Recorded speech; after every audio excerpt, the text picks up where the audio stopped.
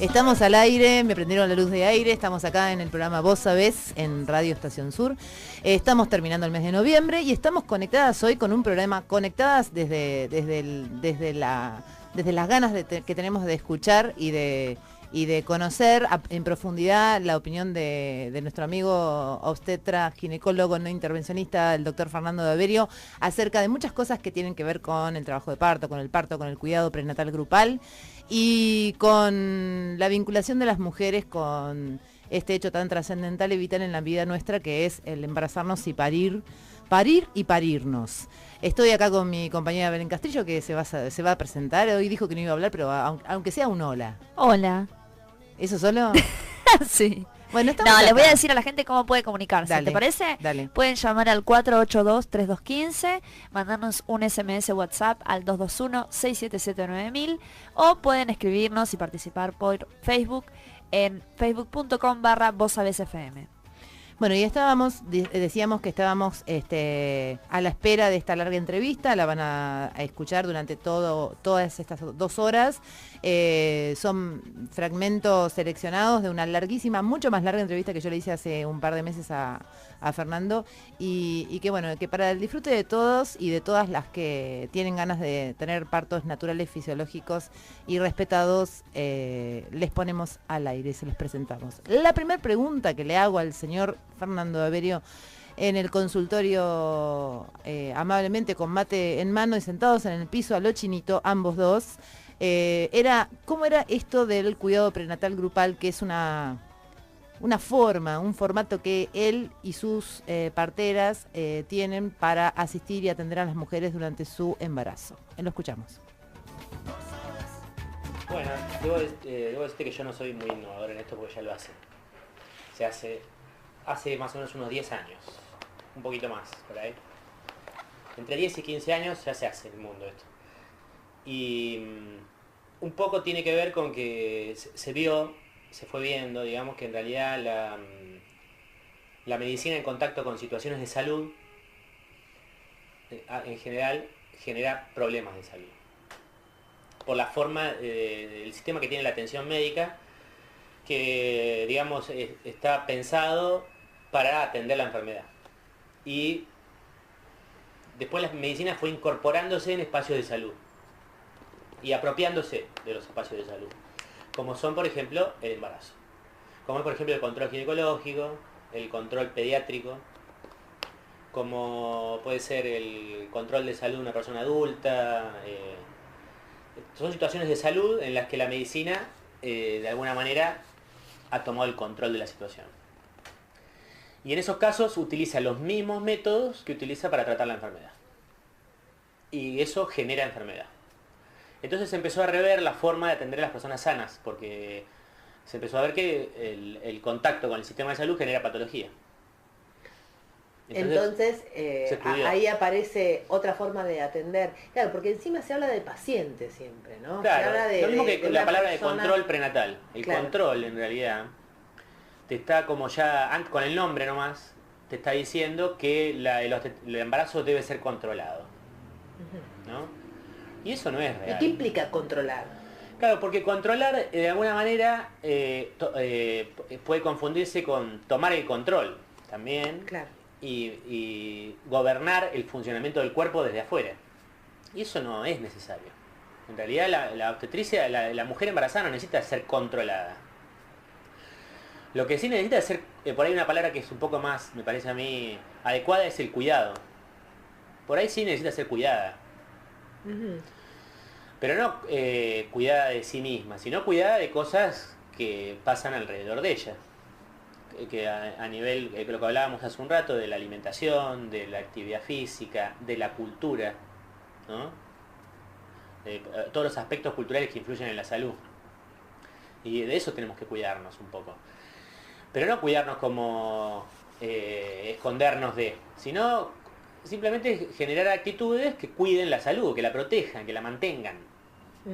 Que no es lo mismo que controlar, porque controlar es como que nosotros necesitamos controlar el funcionamiento del cuerpo porque puede funcionar mal. Y eso no es así. Los cuerpos no funcionan mal solos, por nada. Sí, hay una tendencia que cuando una mujer embarazada va a hacer el control obstétrico del mes que le toca, de que de alguna manera en algún lugar de ella teme encontrarse con algo que no anda bien. Ese Claro. temor previo, Exacto. cuando uno supondría que el embarazo es de una persona joven, sana, cursa como la naturaleza se lo da. Sí, ¿no? lógico. Esa cosa de, ay, fui y me midió, me pesó, Y me dijo, "Estás bien". estás bien. Ahí me Hasta relajé que no me y me decías fui a mi estás casa. bien, claro, Bueno. yo temía. Eso en realidad no tiene que ver solamente con el control obstétrico. Tiene que ver con cómo nosotros ubicamos a la mujer en la sociedad. Porque no es lo mismo para los hombres, ¿eh? Para ¿Ah, no? nada. No, para nada. En Los hombres realidad, no van al médico. los hombres no necesitan ser controlados para asegurar que están sanos. Mm. Están sanos. Es decir, que es un concepto mucho más allá de lo médico esto. Por supuesto, es social, cultural, tiene que ver con cuál es el posicionamiento que tiene la mujer en la sociedad. Posicionamiento cultural, ¿no? Y eso no fue siempre igual en todas las sociedades y comunidades del mundo. Eso no es así de la historia de la humanidad. Esto es una cosa más actual, digamos. La posición que ocupa la mujer en el mundo de inferioridad absoluta en todos los ámbitos, inferioridad de condiciones. No es que tiene inferioridad de capacidades, tiene inferioridad de condiciones por las que se le ofrecen, digamos. Desde que nace por ser mujer, ya está ubicada en una situación de inferioridad. Y la transmisión que recibe la mujer durante su vida es que su salud estará bien siempre y cuando sea controlada en forma muy frecuente para evitar que pasen cosas graves. Este es el concepto que todo el mundo tiene sobre la mujer, porque en realidad desde chica, antes de que empiece a menstruar, ya tiene que pasar por el médico. Sí, es verdad, porque los controles ginecológicos los hace solamente la mujer. El hombre no hace controles andrológicos. Andrológicos. Qué sé yo. No, sí. Entonces, ¿por qué es eso? Ujú. ¿Vos qué decís? ¿Que es por un sistema patriarcal, perverso? Habrá que hacerse la pregunta, porque en realidad no parece tan lógico. Y la verdad es que la mujer sabe que tiene que hacer un control periódico, que tiene que hacerse un control ginecológico anual, que si no lo hace pueden pasar cosas graves. Ujú. Y la mujer que no lo logra hacer, porque es difícil ir todos los años al médico, hacerse los estudios que le pide, volver al médico para ver los resultados, volver a hacerse estudios, volver al médico, eso capaz que lleva 2 o 3 meses, Sí. de un año que tiene Si 12. te lleva un mes y medio más o menos pasar por Claro. todos los circuitos. Si lo haces rápido, porque Si lo si te haces olvidas rápido, un turno, claro, se te fue un mes más y eso es un proceso, un periodo de 2-3 meses durante los 12 que lo tenés que hacer siempre. Y si no lo haces, pueden Algo puede pasar pasar. cosas graves. Ujú. ¿Cuáles? No sé, pero hacelo por las dudas. Entonces la mujer se acostumbró a eso, se posicionó en ese lugar. Se dejó posicionar, mejor dicho. Y cuando se queda embarazada, lo primero que hace es correr al médico para que le diga que está bien. Ujú. Porque ya quizás ella es probable que tenga culpa porque hace más de un año que no va al médico. Porque es difícil que logre eso. Ujú. Es una exigencia muy grande, difícilmente pueda lograrlo. Una mujer, hay pocas mujeres que van al ginecólogo una vez por año. Porque yo lo veo en el consultorio, es muy difícil, tienen que ser mujeres muy, muy ordenadas, que tengan toda su vida organizada de manera muy precisa, casi yo te diría patológica en algún punto. Entonces, Eso genera culpa, entonces, no haber ido al ginecólogo durante exactamente. ese año. Cuando se cumple el año, comienza la culpa. Sí. Que dura hasta que la mujer vuelve al ginecólogo, que puede ser 2 o 3 años después. Entonces durante esos 2 o 3 años vive permanentemente con culpa por no ir y con miedo por estar quizás muriéndose de algo que no se estudió. Y encima si queda embarazada en ese periodo, peor aún. Pero aún porque ahí huye despavoridamente hacia la clínica, porque ahí ya le preocupa otra cosa, que es su hijo, no solamente Ujú. ella, a buscar un médico que le diga, está todo bien, quédate tranquila. Sí, a mí siempre me llamó la atención eso, que después del test de embarazo, antes de avisarle a alguien que está embarazada o festejar, primero sacan la consulta con el obstetra. Y en vez de avisarle, en vez de contarle una cosa tan importante, un ser querido, se lo cuenta a un desconocido, primero. Claro. Y no le quiero decir a nadie porque quiero ver que esté todo bien antes de decirle a Sí, alguien. yo creo que hay dos cosas ahora. Es la consulta con el obstetra y la primera ecografía enseguida, cosa de estar segura de que está embarazada. Claro. Es decir, como que el... O, por ejemplo, se hace el test de embarazo y le da positivo y va al médico para que le diga que está embarazada. Y el test de embarazo seguro. El test de embarazo da Es- positivo solamente en una situación de embarazo, porque Claro. es un test que reacciona a una hormona que se libera exclusivamente en el embarazo. Claro. En embarazos normales y en embarazos patológicos, pero se libera en un embarazo, no se libera en otra situación. Entonces nadie puede darle positivo a un test si no está embarazada. ¿Sí? La mujer está embarazada, lo confirma con un test que tiene un 100% de efectividad y va al médico para que le diga, sí, estás embarazada. Porque necesita la validación, porque eso está incluido en nuestra cultura. Nosotros necesitamos la validación de una persona que se ha formado supuestamente y que sabe sobre nuestra salud, más que nosotros que vivimos en nuestro cuerpo, y que nos diga, desconociéndonos completamente, por supuesto. Hola, ¿qué tal? Sí, estás sano. Y después la segunda parte también calculo que es que me diga, ¿y ahora qué tengo que hacer? Como que me dé un plan de acción de ahora en adelante. Y que me vaya asegurando durante todo el proceso que sigo estando sano, porque no le alcanza con que le diga está sana cuando se quedó embarazada. Después necesita que cada vez que vaya al control le diga que está sana, y a veces las mujeres tienen una demanda mayor, impuesta por la cultura también, por su particularidad de vida, por su historia personal, por su familia, que no le alcanza esperar hasta un mes, porque el médico le dice, estás bien, y como ella pone toda su energía en esa frase del médico, no le alcanza con que se sienta bien, digamos. Entonces necesita que se lo diga más seguido, porque el que te dijo que está bien, ¿cuánto tiempo te dura? Si vos confías solamente en eso, no confías en lo que vos sentís en tu cuerpo, te alcanza un día, 2, 3, capaz que 4, y en un momento necesitas que te vuelva a decir que estás bien, porque te empezás a estar preocupada. Entonces necesitas controles más seguidos, y también necesitas estudios de laboratorio que te digan que está bien, para que vos te sientas bien.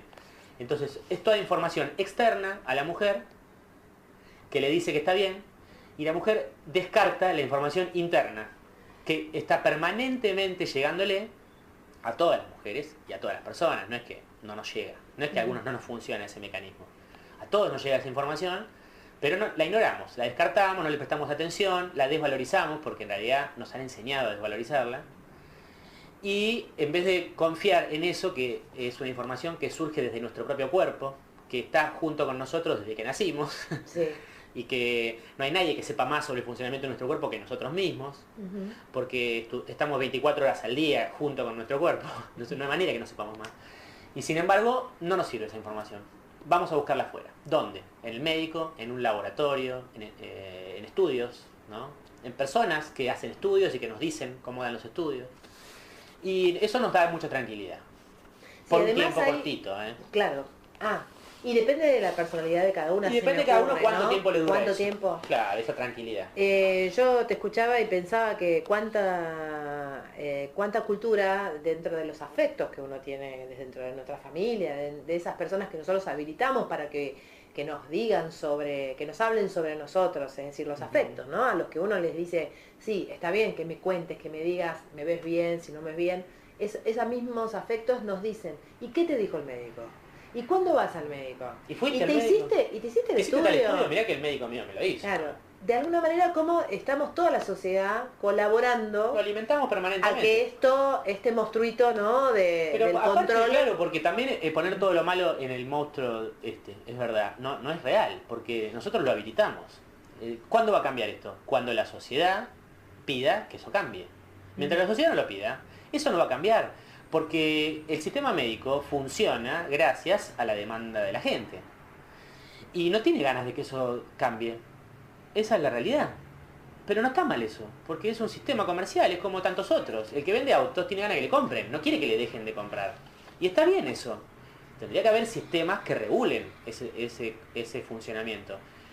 Lamentablemente, los sistemas que regulan el funcionamiento médico son los mismos sistemas médicos. Entonces, el día que la medicina funcione por un lado y que los sistemas de control sean otros, es muy probable que la medicina tenga que responder a la demanda de la gente. Porque hay sistemas de control que no son ellos mismos. Mientras esto siga siendo así y la gente no cambie Sí, pero bueno, pero ahí está capaz que la trampa, Fernando, porque me parece que la demanda de la gente es que te controlen. Pero, bueno, En este momento, es decir, estamos retroalimentando eso, obviamente, desde por el mismo supuesto. El sistema médico, pero esto es lo que estoy también diciendo, están los otros sistemas, esa ¿no? demanda de la gente por más y más sistema médico hace que ese sistema permanezca, Claro. en realidad. El día que todas las personas o un porcentaje alto de las personas digan, no, yo estoy bien, no necesito que vos me lo digas, que logre esa convicción, probablemente este sistema se desmorone. No es que se sostiene gracias a que hay gente mala que lo sostiene. Esto se sostiene gracias a que todos lo pedimos. Que estamos todos colaborando con esto. Entonces esto tenemos que entender lo que es así. Digamos, no es que para cambiar de tema y relacionar con esto, que es exactamente lo mismo. No es que en una ciudad hay 3 hipermercados como tenemos nosotros y 2 puestitos de dietéticas se llaman encima. Sí, horrible el término. Porque no estamos hablando de una dieta. En vez de decir un almacén. Estamos hablando de alimentos naturales, podés decir, sí, no dietética. Y hay 3 puestitos perdidos por ahí, donde entra una persona cada tanto. Y tenemos semejantes supermercados que venden estos productos industrializados que no sabemos ni qué tienen. ¿Por qué? Porque nosotros vamos a comprarlo. Eso no es que hay gente mala que vende eso y nos lo impone. Entonces, nosotros tenemos que entender que los cambios suceden cuando las sociedades los piden. Eso es un punto inicial. Esto es fundamental. Fundamental para eso es la difusión, es la información. Eso es fundamental porque si no hay información difícilmente la gente cambie su visión, ¿no? Pero bueno, pero vos desde tu lugar de obstetra, de médico, estás proponiéndole a las mujeres que se atienden, a las parejas que se atienden con vos durante los embarazos, que otros sistemas de atención. Que Totalmente es este control distinto, claro. prenatal grupal. Pero bueno, saquémosle para la palabra control. Claro. Vamos a ponerle ¿Qué cuidado. son grupos? Cuidados. Porque es una pavada a veces cambiar las palabras, pero para mí es muy importante. No porque es una pavada. Las palabras... la palabra te habilita. Sí. ¿No? Entonces, no es lo mismo menstruar que estar indispuesta. si yo te digo control ginecológico anual y vos aceptás esas 3 palabras para tu vida, vos entendés que tiene que ser así. Claro. Ahora, si vos decís, bueno, control, ¿por qué? Anual, ¿por qué? Y control ginecológico, como que las mujeres tienen que tener un control y los hombres no, ¿por qué? Entonces cuando vos cuestionás las 3 palabras y les cambiás el nombre, puede ser que lo entiendan de otra manera. Ahora, si vos la dejás y lo aceptás, entonces por eso para mí las palabras son muy importantes, ¿viste? Cuando uno dice una cosa así, a veces no sabe ni por qué lo dice. Bueno, a mí control no me gusta, porque esto cambia el concepto, totalmente. Para mí es más importante decir cuidado, pero es un detalle, es verdad, es una palabra. Pero vamos a cambiar la idea. ¿Por qué grupal?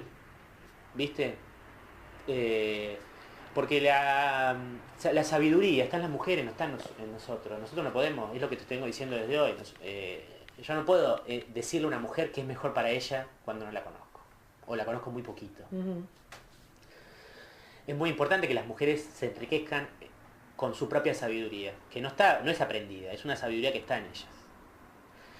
Entonces, el contacto entre mujeres, entre cualquier persona, pero el contacto grupal y el enriquecimiento de uno a otro es mucho más positivo, si querés, que el mensaje externo. Esto que yo te vengo diciendo desde el principio de la charla.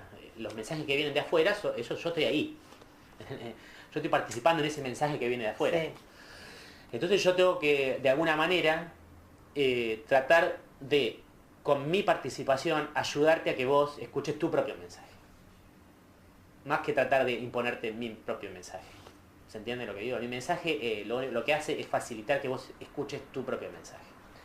De alguna manera se me ocurre que es parecido a lo que hace un psicólogo en una Depende de qué psicólogo. Claro, también. Es como todo, porque los profesionales, digamos... Pero supuestamente uno en una terapia no va a que le digan lo que tiene que hacer. Lógico. Supuestamente uno va a encontrarse con esa parte de uno que no pero se anima a verse solo entre 4 paredes. Pero ahí tenemos que ver... Frente a un terapeuta tal vez salen las cosas. Hay muchos psicólogos.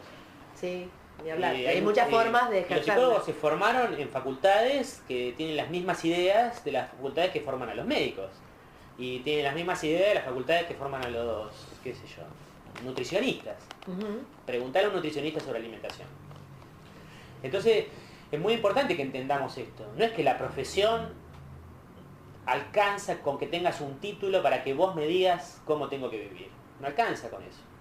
Eso es quizás es una ayuda, porque hay muchas cosas que yo aprendo en la facultad que pueden servir para tratar algunas enfermedades, seguramente.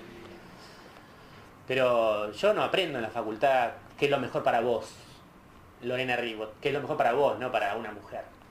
No lo aprendo en la facultad eso. Eso lo sabes vos. Yo te puedo ayudar a que vos encuentres la conexión con ese propio mensaje. Entonces para mí eso es importante, y no solo para mí.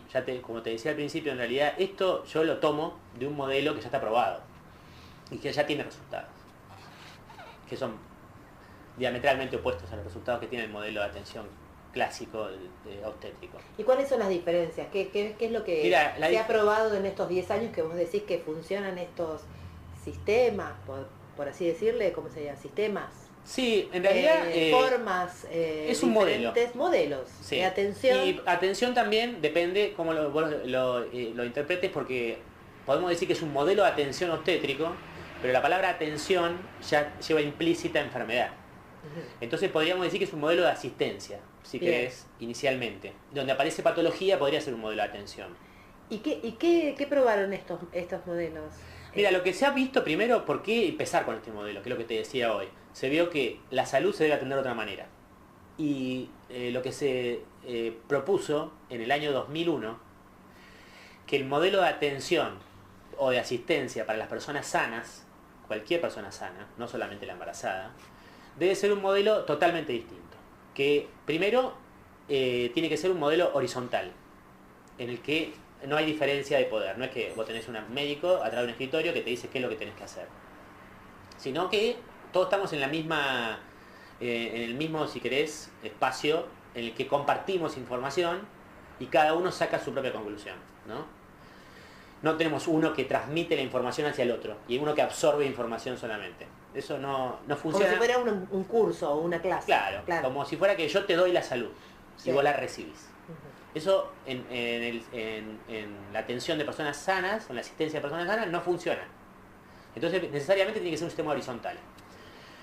Otra cosa, otra de las condiciones que se puso en ese momento es que tiene que ser un sistema de atención, digamos, que sea grupal, porque justamente al ser grupal nosotros podemos ¿Cuál es el beneficio del grupo? El beneficio del grupo es que las personas se pueden nutrir de las otras personas.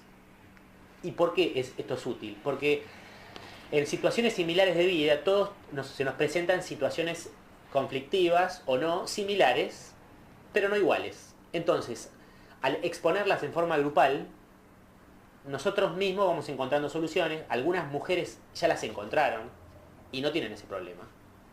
Y pueden ayudar a otra mujer a encontrar un camino para resolverlo.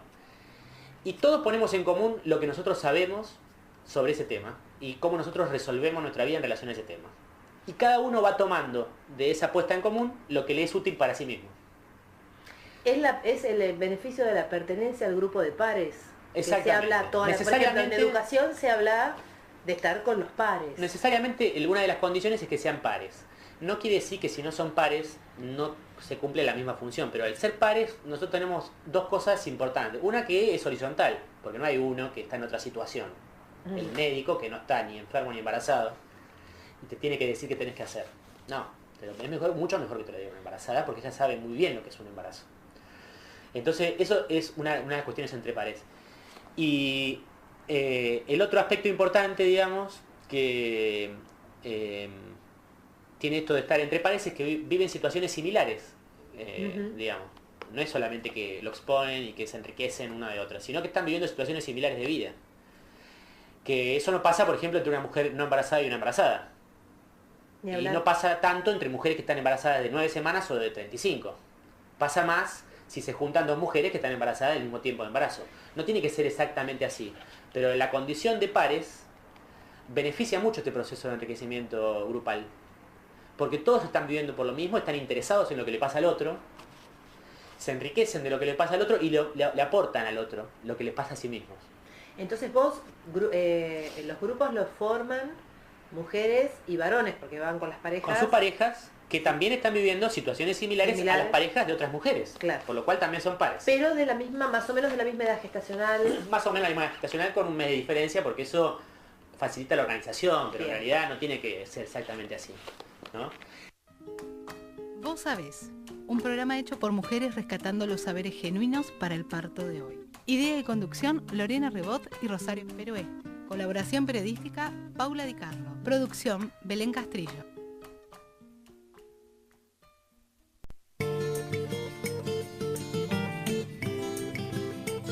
La Nacional 25.929, de derechos de padres e hijos durante el proceso de nacimiento. Tenés derecho a ser informada sobre las distintas intervenciones médicas que pudieran tener lugar durante el trabajo de parto y el parto, de manera que puedas optar libremente cuando existieran diferentes alternativas.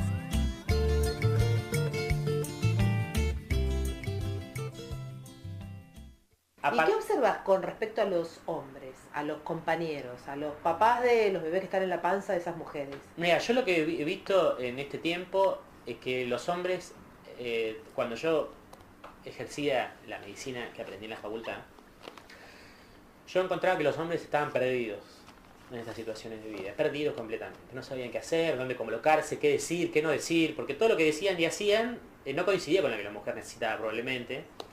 Entonces la mujer, ellos no veían que servía, digamos, no hay una retroalimentación positiva en relación a eso, entonces iban probando cosas y se quedan en un costado, se dan cuenta que no tienen ni que hablar porque cada cosa que dicen no ayuda. Y son hombres que, digamos, y de alguna manera, llevados por esta situación, deciden quedarse al margen, porque se dan cuenta que es mejor para ellos y para sus mujeres. Sus mujeres no, las compañeras que están embarazadas, digamos. Eso es lo que yo veía. Entonces encontraba que... Y otra cosa que también veía mucho es que el sistema médico se vincula más con el varón muchas veces que con la mujer embarazada. Entonces vos veías que la pareja se sentaba frente a el obstetra y el obstetra hablaba con el varón. Del embarazo de la mujer que estaba ahí. Terrible. Entonces, también, muy difícil eso, porque el varón, pareja, que recibe este vínculo con el médico, difícilmente le diga, no, habla con ella. Quizás participa de ese, y después no sabe qué hacer con esa información, porque lo más probable es que empiece a darle directivas a la mujer, y diga, acordate que el médico dijo esto, no tenés que hacer esto, tenés que hacer aquello, y la mujer no sabe bien por qué le está diciendo, pero empieza a probar esas cosas. Entonces... Es todo un vínculo muy difícil, este vínculo de tres. Y respecto de la emoción, de las situaciones emocionales que viven los padres durante el embarazo. Por eso, perdón, para terminar la idea, una vez que yo empecé a trabajar de esta manera me di cuenta que el hombre en realidad es una figura muy importante en este vínculo, porque es una familia que está formando un bebé, no es la mujer solamente. Y la posición que ocupan los hombres en este trabajo es totalmente distinta, porque ellos en los grupos participan con sus opiniones, ayudan a otros hombres para que se den cuenta qué es lo que está pasando, escuchan a las mujeres entre ellas que dicen qué es lo que les pasa, entienden mucho mejor y se posicionan de otra manera. Y yo no, cuando se sientan frente a mí, yo no me pongo a mirar al varón y hablar con él. Probablemente es probable que casi no lo mire, pero no porque lo ignore, sino porque hay mucho que hablar con esa madre. Hay que fortalecer esa idea de que el embarazo está en ella, que lo que ella haga o deje de hacer cambia el embarazo, que cómo ella lo vive, no solamente físicamente, sino cómo lo vive en sus emociones y en su psique, probablemente modifique el resultado de su embarazo, de su parto, de su lactancia y de su crianza. Que entienda que el poder está en ella. Eso necesariamente tenés que hablarlo con la mujer. Y de alguna manera hacerle ver en ese mismo diálogo que la figura del varón es importante para acompañarla, pero no es tan importante para cambiar el futuro de ese bebé o el futuro de esa maternidad.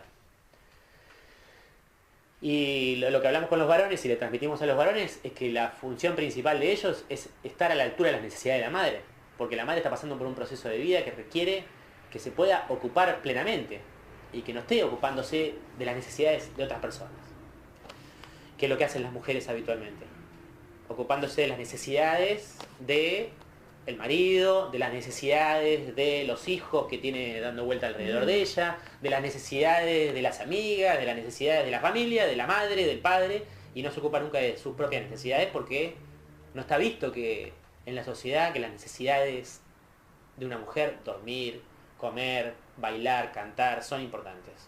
¿Y qué escuchás vos de estos grupos cuando se plantean estas cosas? Si vos escuchás que estos padres les sorprende o no les sorprende esto que vos decís, o que se lo pusieron a pensar alguna vez, por ejemplo, vos cuando vos le decís, es importante que vos te vincules con las necesidades de ella, Mira, lo que noto yo en este espacio de trabajo, los padres ya saben eso, lo entienden.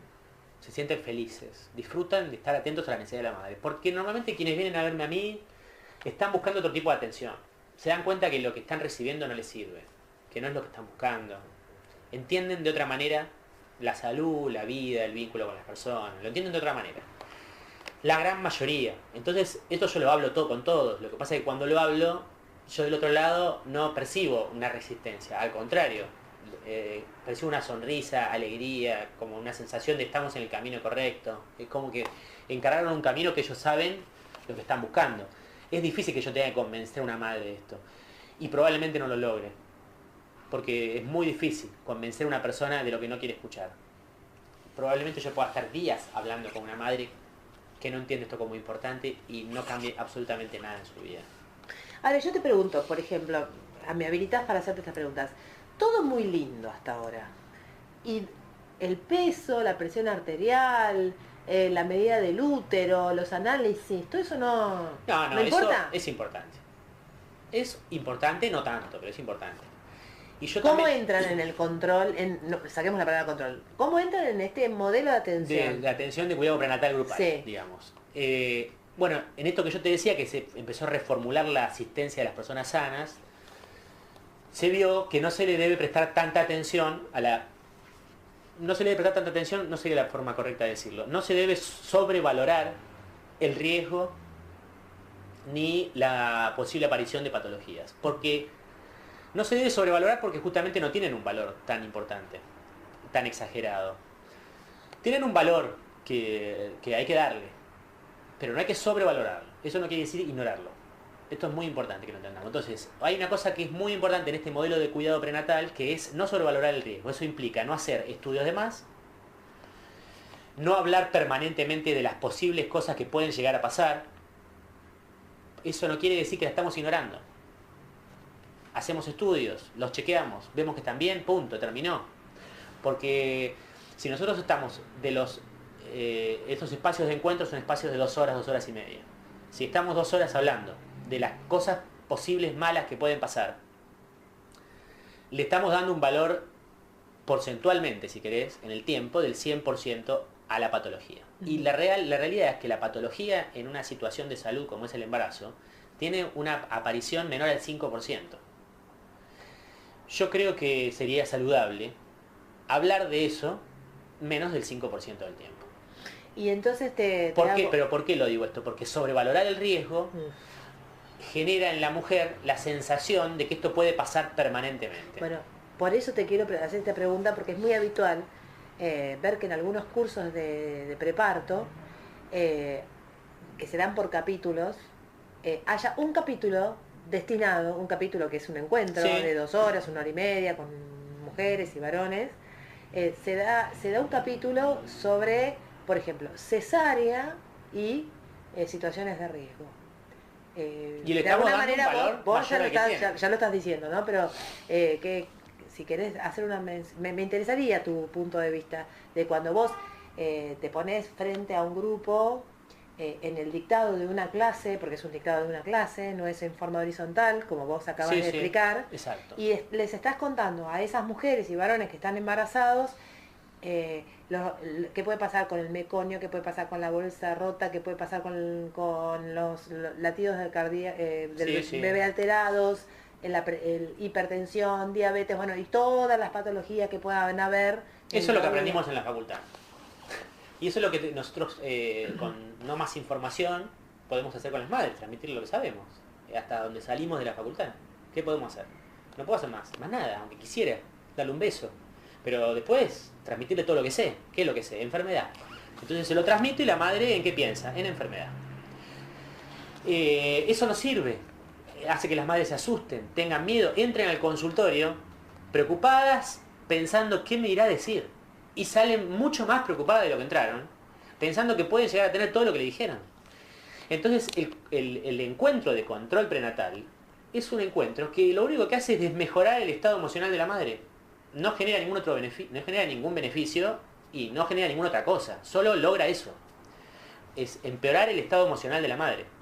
Y cuando nosotros empeorar quiere decir que el estado emocional, en vez de ser un estado emocional de disfrute, de vínculo con su bebé, en el que ella sienta placer, que esté haciendo cosas que le llenan el corazón, está haciendo cosas que le generan miedo, preocupación, aumentan su ansiedad, qué sé yo. Generan estos estados emocionales que sabemos la liberación hormonal que tienen asociada. Eso dificulta el desarrollo y crecimiento del bebé y genera mayor probabilidad de patología. Entonces aparecen esas patologías de las que tanto hablamos. No es que aparecen porque yo las digo mucho y las llamo, pero es una frase que anda muy bien para entender esto. En realidad, si estamos hablando de eso, la patología termina apareciendo, pero no porque la estamos hablando, sino porque la madre está liberando hormonas que no facilitan el proceso saludable de la obstetricia, de la embarazo. Es decir, que no es una conclusión mágica, sino que es fisiológica. Absolutamente fisiológica. Pero el problema inicial es cultural. Porque yo en estos espacios grupales me paso mucho tiempo diciendo, bueno, ese tema no es tan importante, vamos a hablar de otras cosas, vamos a hablar de esto, es verdad, es algo que puede pasar, mejor hablemoslo si pasa. Todas estas palabras que ayudan a que nosotros vayamos cambiando el eje en el que estamos trabajando. Porque aún mujeres que saben que esto es mejor para ellas, que entienden que hay que ver la obstetricia de otra manera, también tienen toda esta carga cultural. Y tienen que sacarse esos miedos, entienden que hay que sacarse los miedos. Entonces necesitan que vos le expliques que todas estas cosas que le dijeron que son tan riesgosas no lo son, ¿no? Eso lo necesita. Entonces necesariamente tenemos que hablar un poco de eso, un poco, muy poquito. Nosotros tenemos 10 encuentros en cada grupo, que comienzan en el segundo trimestre. Esto no es porque a mí se me ocurre, todo esto es un modelo de atención probado, que comienzan en el segundo trimestre.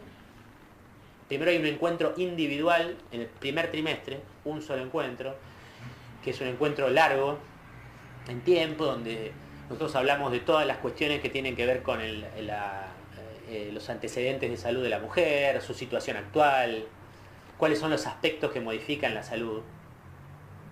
Principalmente 3.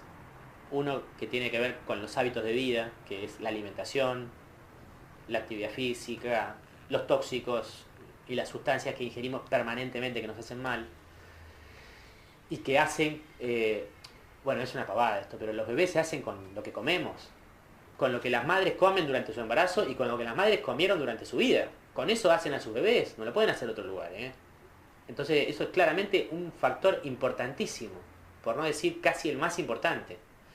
Entonces necesariamente tenemos que hablar mucho tiempo de esto. El segundo aspecto importante son los estados emocionales.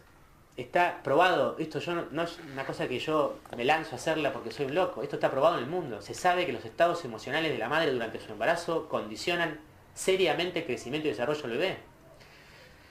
Cambian absolutamente el resultado del parto. Y cambian totalmente también el resultado de la lactancia y la sensación de la madre en relación al vínculo con su bebé. Los estados emocionales son pasibles de ser gestionados. Los podemos modificar. No los podemos modificar de un segundo para el otro moviendo una llave de luz porque no es posible, pero los podemos modificar. Tenemos la capacidad. Podemos hacer una gestión racional de las emociones. Se puede hacer, todo el mundo lo puede hacer. Lo que pasa es que hay que conectarse con eso que está pasando, si no, no lo podemos hacer. Entonces, los estados emocionales modifican el resultado del embarazo. Es uno de los 3 puntos importantes. Y el tercer punto de importancia es el vínculo con el bebé. Las madres tienen en su cabeza la idea de que van a ser madres en la fecha probable de parto. Claro, que no son madres durante el embarazo.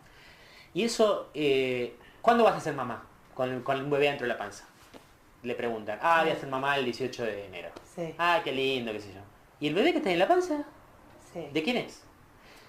Porque eso es un concepto que también tiene que ver con la palabra que utilizamos. Vos fíjate lo que es. Uno absorbe eso y lo repite. Voy a ser mamá en tal momento. Y ni siquiera se puso a pensar lo que está diciendo. Entonces, vincularse con el bebé ayuda a que nosotros podamos, digamos, deconstruir este concepto cultural. Y eso es muy importante porque nosotros, vos me podés decir, bueno, pero un mamífero no sabe que va a ser mamá. Es verdad. Y tiene su hijo. Sí, no sabe desde la razón, pero lo sabe desde el cuerpo desde lo la sabe. Percepción. Claro. Claro. Pero no tiene la capacidad de racionalizar la intuición porque no tiene ese proceso mental. Entonces, si yo no quiero racionalizarlo y me entero que soy mamá cuando nace mi bebé. Sí, pero vos tenés otra cosa, que es toda una carga cultural y digamos, que está vinculada directamente con estos procesos racionales que tenemos a diferencia del resto de los mamíferos, y que afectan nuestra salud, que los mamíferos no lo tienen. Los mamíferos, por suerte, no saben que están embarazadas. Por suerte, no saben que van a parir. Y por suerte no saben que el parto puede ser lo más terrible que van a pasar en su vida, como se les dice a las mujeres que les va a pasar. Entonces, llega el momento de parto, no saben qué les está pasando. Y hacen lo que sienten que tienen que hacer. Claro. Ojalá las mujeres pudieran hacer eso, pero no lo pueden hacer, porque tienen toda una carga cultural. Se enteran que están embarazadas en el momento que se quedan embarazadas, y empiezan a trabajar en su cabeza un montón de fantasmas que le hacen su embarazo difícil, su parto difícil y su vínculo con el bebé difícil. Entonces nosotros tenemos que sacar eso, tenemos que trabajar con esa carga cultural. Se me ocurre con todas estas cosas que vos contás respecto de la emoción y de la valoración. Perdóname, el vínculo con el bebé, para terminar esta idea, es cómo lo podemos deconstruir, digamos, esta idea de somos madres cuando vamos a tener al bebé, con esta carga cultural que tenemos, es simplemente conectarnos con el bebé. Y eso fortalece la idea de que ya son madres. Si nosotros se las alimentamos con el vínculo, ¿no? Pero que la mujer haga lo que pueda para conectarse con su bebé. ¿Y cómo se hace eso? Y hasta que no se mueve, yo no sé que estoy embarazada. Te puede decir, bueno, es más fácil vincularse con el bebé cuando vos sentís los movimientos, que es a las 20 semanas, mitad del embarazo. Y antes, ¿qué hacemos? Y tu bebé está ahí, hacé lo que quieras, pero está ahí. Vos podés pensar en tu bebé, podés cantarle, podés hablarle, podés escribirle una carta, podés ir a comprarle algo y pensar en tu bebé mientras se lo comprás, podés tocarte la panza o hacer una conexión interna, podés meditar, podés hacer lo que quieras. Lo tenés que hacer, porque eso ayuda a que vos empieces a entender que sos mamá, ya, del bebé que tenés en la panza. Que el papá te entienda que es papá del bebé que tiene en la panza, porque si no, también el papá se desayuna con algo que le es mucho más difícil de elaborar, muchísimo más difícil, porque no tuvo la suerte de tener a su hijo dentro de su cuerpo. Entonces, construir esta idea de paternidad es mucho más difícil para el padre, y mucho más si lo tiene que empezar a hacer después de una situación traumática. Ahí lo dejan solo, separado de su madre, sin saber de la madre de su madre, digo yo, el furcio quizás, separado de la mujer, de su mujer que está teniendo su propio hijo, y con miedo, y después vienen y dicen, toma, acá tenés a tu hijo. Sí, es muy choqueante, es muy choqueante. Bueno, eso es un proceso que hay que hacerlo desde antes. Bueno, 3 cosas te dije. Cómo comer y moverse y vivir. Gestionar los estados emocionales, porque manejar podría ser una palabra también confusa. Y conectarse con el bebé. Yo nunca te hablé de estudio, no digo que no hay que hacerlos, pero te hablo de las 3 cosas que tienen que hacer el 100% de las mujeres, porque si no la hacen, disminuyen la probabilidad de tener un embarazo sano, de tener un hijo sano, de tener un parto espectacular, de tener una lactancia espectacular. Disminuyen muchísimo las probabilidades. En todas, en el 100% de las mujeres embarazadas. Si yo no le hago estudios, cosa que no sucede, porque también después se dice que, bueno, de esta manera no podés enterarte si pasan cosas. Los hacemos los estudios, quédense tranquilos. Si yo no le hago estudios a las mujeres, suponete que no lo hiciera. Hay un 5% de esas mujeres que van a tener problemas y que yo no me voy a enterar. O por ahí me entero, pero quizás no me entero a tiempo. Y que van a tener menos chance de tener un hijo sano. Pero un 5%, no el 100%. Entonces está bien que los haga, pero dedícate a lo que es importante para todas. Sí, porque... capaz que me parece que lo que yo entiendo es que vos tenés un orden de prioridades diferente. Los estudios están, el análisis de sangre, la ecografía, ¿no? ¿Cómo lo incluimos en este modelo? Pero ¿en qué lugar de prioridades? Primero, me parece, por lo que vos estás contando, que tiene que ver con todo esto. Es decir, esa gran charla inicial, no empieza, bueno, sacando la receta, pidiéndole el carnet de la obra social y haciéndole los estudios, sino termina con eso último. Y eso me lleva 5 minutos. 5 minutos. Entonces cuando una mujer ve que yo estuve 1 hora y media hablando con ella, y hablando con ella solamente hablando yo no, intercambiando ideas, y que me tomé 5 minutos para pedirle un par de estudios, sin que yo le diga que los estudios no son tan importantes, ella se va del control, del cuidado prenatal, o de esa sesión, o de ese encuentro, con el nombre, con una otra idea. No le da tanta importancia, porque yo no le di tanto valor. Entonces, Fernando, no le estoy transmitiendo eso. Y esto que había Perdóname, pensado... una cosita, porque vos me dijiste cómo lo incluimos en el modelo. que en realidad este espacio de encuentro, te lo digo brevemente, es un espacio de 2 a 3 horas, dependiendo Sí. cómo, lo que tardemos en trabajar el tema que nos toca ese día, porque tiene temas prefijados que se trabajan profundamente ese día y que depende la intensidad con la que trabajemos en función de las necesidades de las madres, porque hay mujeres que prefieren hablar de otros temas o irse por una rama y vamos para ese lado porque es donde ellas necesitan estar. Esa es la diferencia entre un vínculo horizontal y vertical, Sí, ¿no? sí. Que el tiempo en el que no es que yo desde una silla transmito información a un grupo de mujeres, porque es lo mismo que dar una clase, sino ponemos un tema sobre la mesa y lo charlamos entre todos. Nosotros mismos nos enriquecemos de la información que las mujeres ponen sobre la mesa. En ese espacio de 2 o 3 horas, las mujeres se separan 10 minutos de ese encuentro y separadas de una distancia física, que nosotros lo hacemos ahí abajo, en el espacio que viste recién cuando subíamos, y hacemos el control de la panza, pedimos los estudios, se vuelve al grupo y sigue compartiendo con el grupo. Y en este grupo hay 3 parteras que están trabajando junto con las mujeres. En esas 2 o 3 horas todas las mujeres pasan por el control prenatal o cuidado prenatal, donde se le piden estos estudios, y vuelven al grupo. Es decir, en ese rato que se van, te van a ver a vos, que sos la obstetra, y vos, si les tenés que indicar un estudio, se lo pedís. Exactamente. Miro los estudios que se hizo, hablamos sobre cosas que ella quiere hablar en forma individual, Privada, muy breve, claro. porque en realidad ese espacio no es para eso. Cuando las mujeres quieren tener un vínculo individual, que es muy importante muchas veces, conmigo o con cualquiera de las parteras, porque no tiene por qué ser conmigo, de hecho, probablemente prefieran tener un encuentro con las parteras, y eso es muy importante que sea así.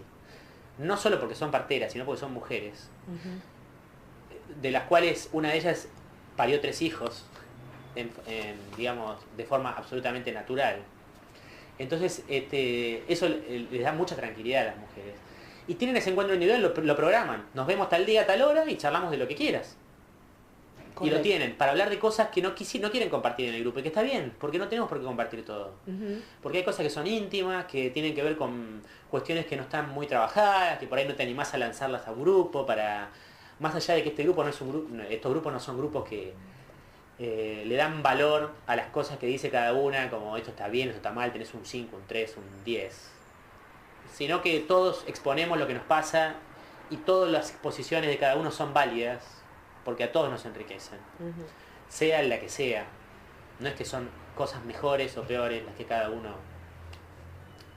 Pero en ese espacio quizás se hablan cosas de que las mujeres no se sienten cómodas para hablarlas en un grupo. Si bien se conocen, son personas que no... Por eso, tienen un ratito para poder volcarlo, o con vos, o en otro encuentro con la persona que en otro elija, encuentro la partera, conmigo por o con las ejemplo. parteras. En el encuentro que nosotros hacemos dentro del grupo no se hablan de muchos temas individuales. Algunos breves, por ejemplo, me pasó esto, o tengo este síntoma, que tiene que ver específicamente con el control médico, si querés, o el cuidado médico de la salud. Pero los temas que son, por ejemplo, bueno, ¿y qué pasa si rompo la bolsa? Ahora lo charlamos en el grupo. Entonces volvemos al grupo y después se habla acá. ¿Por qué se habla acá? Porque yo no te lo quería decir allá, no, porque si lo hablamos acá es muy probable que lo que yo diga sea una parte, lo que digan otras mujeres sea otra parte, y entre todos logremos algo mucho más rico que lo que yo les puedo decir en un rincón. Y estos controles, yo sigo con la palabra control, es difícil. Pero bueno, es como uno... todo. Los médicos, cuando me formé, yo decía yo hago los partos. Y a mí me costó mucho dejar de decir que yo hago los partos. No me fue fácil, porque yo seguía diciendo que los hacía. Y en un momento cuando me empecé a dar cuenta que no los hacía, empecé a dejar de decirlo. Pero es difícil. Bueno, estos encuentros que se hacen durante, vos dijiste, uno solo individual en el primer trimestre, y después empiezan en uno mensual en el segundo trimestre. Ahí está, uno mensual en el segundo trimestre. Y uno cada 15 días en el tercer trimestre. Claro, más cercano al parto, hay más necesidad por ahí de... Hay más necesidad, pero porque nosotros ponemos mucha energía en eso. Nosotros no como equipo, sino las personas ponen mucha energía en eso. Nosotros lo tratamos de bajar un poco, pero necesariamente hay que trabajar sobre el parto. Y hay que trabajar sobre el vínculo con el bebé y la lactancia, porque son temas que no se trabajan habitualmente. Y eso, digamos, nosotros tratamos de hacerle ver a las mujeres que no todo lo que estamos haciendo tiene que ver con el parto, porque una vez que el bebé sale de su cuerpo, el parto terminó. Y tenés un bebé que te demanda 24 horas al día. Sí. Entonces ahí muchas mujeres se sienten perdidas. Ujú. Entonces es necesario trabajar con estas cuestiones, con el parto, con el vínculo con el bebé, con la lactancia y mucho más en esta etapa final. Pero no porque estamos cerca y es mejor, sino porque las mujeres tienden a tener una mayor necesidad de trabajar con esos temas cuando están cerca del parto. Cuando están lejos, hay como un miedo al parto tan fuerte que lo pone lejos al parto. Entonces a las mujeres les cuesta mucho conectarse con el parto a las 10 semanas, a las 20 semanas. Lo tienen lejos, saben que va a ser en el mes tal, entonces no lo ven como una cosa que va a pasar hoy. Cuando están a 3 meses del parto, lo ven como es la misma estación. Va a ser calor como ahora, es pronto. O sea. Comunícate con nosotras a través de Facebook en www.facebook.com/vozavesfm o al teléfono de la radio 482-3215. Déjanos tu mensaje de texto o WhatsApp al 221-677-9000. 91.7. Distinto lenguaje. La misma radio. 91.7. Vos sabés cómo te esperaba. Bueno, segunda hora de Vos Sabés, estamos escuchando el reportaje que le hicimos en exclusiva al doctor Fernando Daverio. Conceptos hay unos cuantos, es interesante que lo escuches. Si no pudiste escucharlo hasta el momento de ahora, de las 6:10 de la tarde, que es la hora que está sonando acá, en el estudio Jorge Alorza del Centro Cultural Daniel Omar Favero. Podés seguir escuchándolo ahora, que va a seguir hablando Fernando, que es un obstetra ginecólogo y que se dedica a asistir partos respetados, así nos gusta presentarlo Fernando. Nosotras acá desde Vos Sabés, es un amigo de la casa y es muy interesante seguir profundizando con él estas cuestiones que tienen que ver con pasar el parto de manera lo más natural y protagónica posible, porque el parto es nuestro. Así que lo seguimos escuchando, Fernando. Fernando, ¿y cuándo le haces tacto a las mujeres en estos grupos? No hacemos. ¿No haces tactos? No son cosas necesarias, digamos. Hay muchas cosas que no hacemos. ¿A las 38 semanas no hay que hacerle un tacto a la mujer para ver cómo está el cuello? No hay que hacer nada en realidad. ¿Por qué hay que hacer un tacto? ¿Para qué? ¿Cuál es el objetivo, digamos? ¿No será para calmar la ansiedad de la madre, por ejemplo? Puede serlo, pero hay muchas formas de calmar la ansiedad de la madre, que no sea metiendo de la mano en la vagina. Podemos hacerlo de otras maneras. Podemos charlar, por ejemplo. Estos espacios calman mucho la ansiedad de las madres. Las mujeres entran acá de una manera y se van relajadas, felices, sonriendo y charlando con las amigas que conocieron acá. No se van mucho más asustadas de lo que entraron, pensando en todas las cosas que le pueden pasar. El tacto, digamos, es otra de las cosas que nos enseñaron nosotros en la facultad y no sabemos hacer otra cosa. Entonces, lamentablemente, nos tenemos que vincular con la mano en la vagina de las madres. No podemos vincular hablando, porque no lo sabemos hacer. No nos enseñaron eso. Entonces no es maldad de los médicos. Y es verdad que meter la mano en la vagina es violencia. Eso es verdad, pero los médicos no lo hacen pensando en eso. No lo hacen, voy a ser violento. Lo hacen porque no saben hacer otra cosa. No es maldad, es de conocimiento. Entonces, yo escucho muchas veces esta posición, no es para defender mi posición, porque yo no me siento parte de ese colectivo. Pero muchas madres, cuando ven la realidad, ven la violencia a la que son sometidas, ponen la energía en el profesional que ejerce la violencia, que es real que la ejerce. Pero hay que entenderlo de otra manera esto, hay que entenderlo un poco más ampliamente, porque las cosas no suceden por lo que pasa en una habitación, suceden por lo que pasa en el planeta, lo que nos está pasando como sociedad. Nosotros todos somos responsables de todo lo que nos pasa. Entonces, el médico es el instrumento físico que ejerce la violencia sobre la mujer, pero no solo el médico, todo el equipo de salud. Y está habilitado por todo un sistema violento hacia la mujer. Un sistema cultural que es violento hacia la mujer. Está habilitado por ese sistema. Y por las mismas mujeres que validan ese sistema permanentemente. Entonces, el médico es un instrumento de ese sistema. Uno después puede elegir seguir estando dentro de ese sistema o excluirse, alejarse de ese sistema. Eso lo puede elegir un médico. Y en eso sí es responsable. Pero con la formación inicial que tiene, digamos, a mí me da la sensación de que en los tactos previos al trabajo de parto, en realidad, o a veces insistentemente durante el trabajo de parto, cada una hora o cada tanto, en realidad solamente calma la ansiedad del profesional. Sí. Pero muchas veces vos respondés alguna a la manera necesidad de la mujer Sí, que también. responde a la imposición cultural. A vos te dijeron que el tacto es bueno porque, no sé, y vos te lo compraste eso y pedís el tacto. Entonces el médico, que puede creer que no es necesario, quizás lo hace porque lo pediste. la madre lo está pidiendo. Claro. Entonces sí, es verdad, todo está trastocado. Pero ¿para qué sirve? Vamos a centrarnos en eso. ¿Para qué sirve un tacto? ¿Qué logro con el tacto? Para su salud, para su parto, para su embarazo. ¿Qué logro? Por eso te digo, para mí calma la ansiedad de, a ver, si yo le hago un tacto y veo que tiene 4, bueno, quiere decir que ya me faltarán 5 horas. Es decir, esta futurología Sí, sí. que se hace alrededor de, no sabemos... Sí, el tacto en el trabajo de parto un poco es eso. Pero vos viste lo que vos dijiste. Si yo hago un tacto y veo, que es muy importante esa palabra, porque nosotros necesitamos ver las cosas. Claro. Todas las cosas, para poder entenderlas. Porque nosotros ponemos toda nuestra energía en nuestro sentido de la vista. Y nosotros tenemos otros sentidos también. Y después tenemos otras capacidades que no son exactamente los 5 sentidos, que nos dan mucha más información incluso a veces que los 5 sentidos. Entonces eso pasa lo mismo con las madres, que son madres cuando ven a su bebé. Sí, sí, sí. Que es lo único que cambia en el momento del No, ni parto, hablar. que lo ven, porque no es que cambie otra cosa. Siguen sintiendo los mismos movimientos, siguen sintiendo, digamos, el bebé que estaba dentro de su cuerpo lo sienten ahora afuera, pero sin embargo la diferencia es que lo ven. Y eso las habilita para decir somos madres a partir del momento en que lo vemos al bebé. ¿Viste? Entonces, pasa lo mismo. Estás en trabajo de parto. ¿Y cómo sabemos que está bien el trabajo de parto? Porque vemos cómo está el cuello, que es lo que va cambiando durante el trabajo de parto. Entonces, como lo vemos, entendemos que está evolucionando bien. Bueno, es cuestión de ver dónde ponemos la energía. Es fácil. Hay otra cosa que suele suceder durante los controles de comunes, digamos, obstétricos, que además de medir la panza y de pesar a la mujer, se le toma la presión. Sí. Y hay muchas mujeres que ni bien le ponen el estetoscopio y el aparatito para tomar la presión se, se va para arriba. Pasa mucho. ¿No?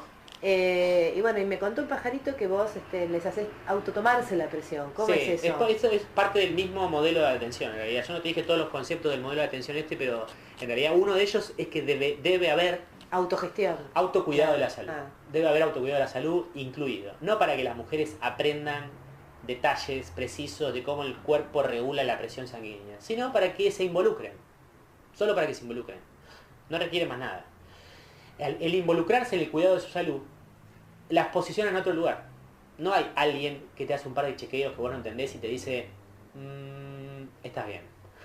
Y vos esperás eso y decís vos te estás involucrando de la misma manera que el profesional para ver cómo está tu salud.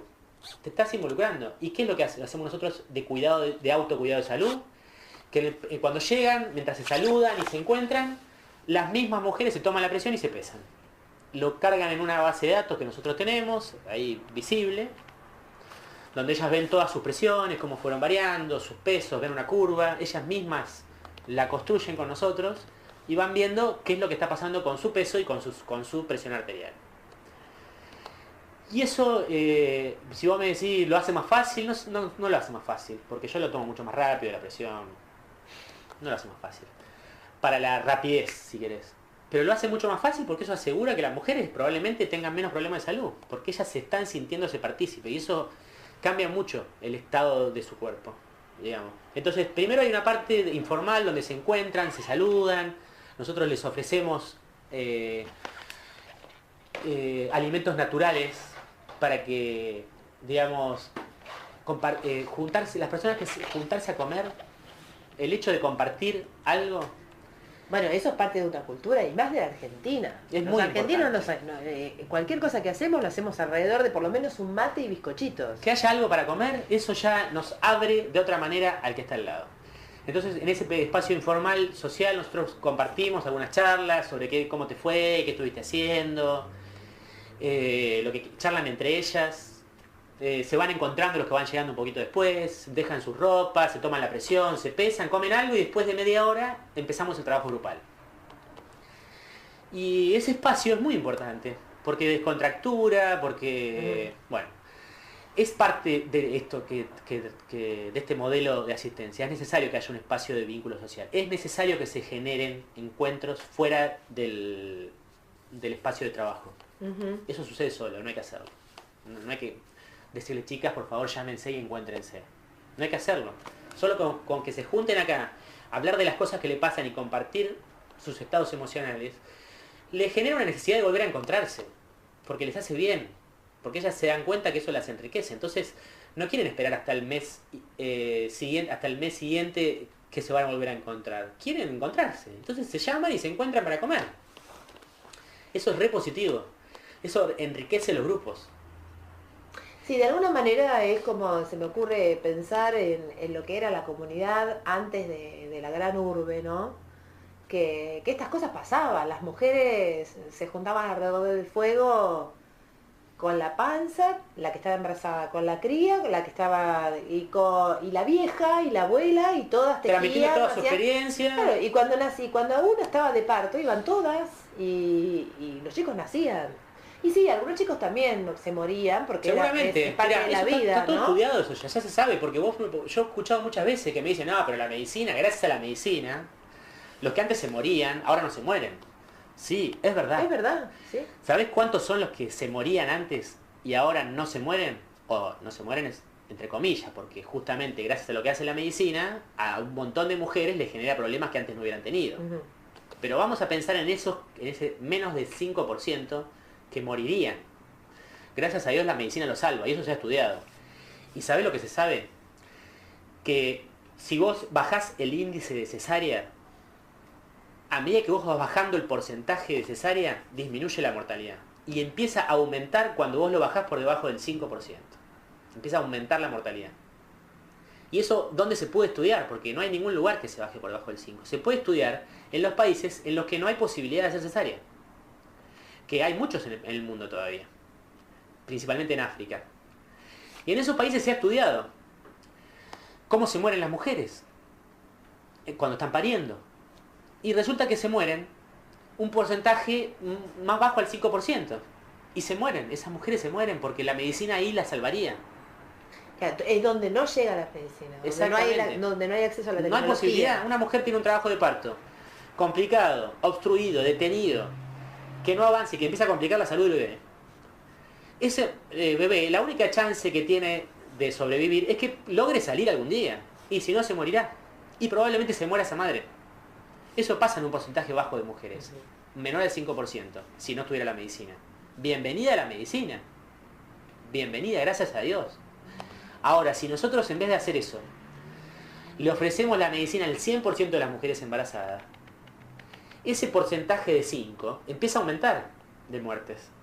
Porque el 95% de las mujeres de las que no tendrían que haber tenido casi ni contacto con la medicina, lo tienen permanentemente y terminan generando patología. Entonces, no hay que pensar que gracias a que antes no había medicina la gente se moría y ahora que hay medicina la gente no se muere. Eso no es así. En Estados Unidos, para que vos te des una idea, la tercera causa de muerte es la medicina. El ejercicio de la medicina. Tercera causa de muerte.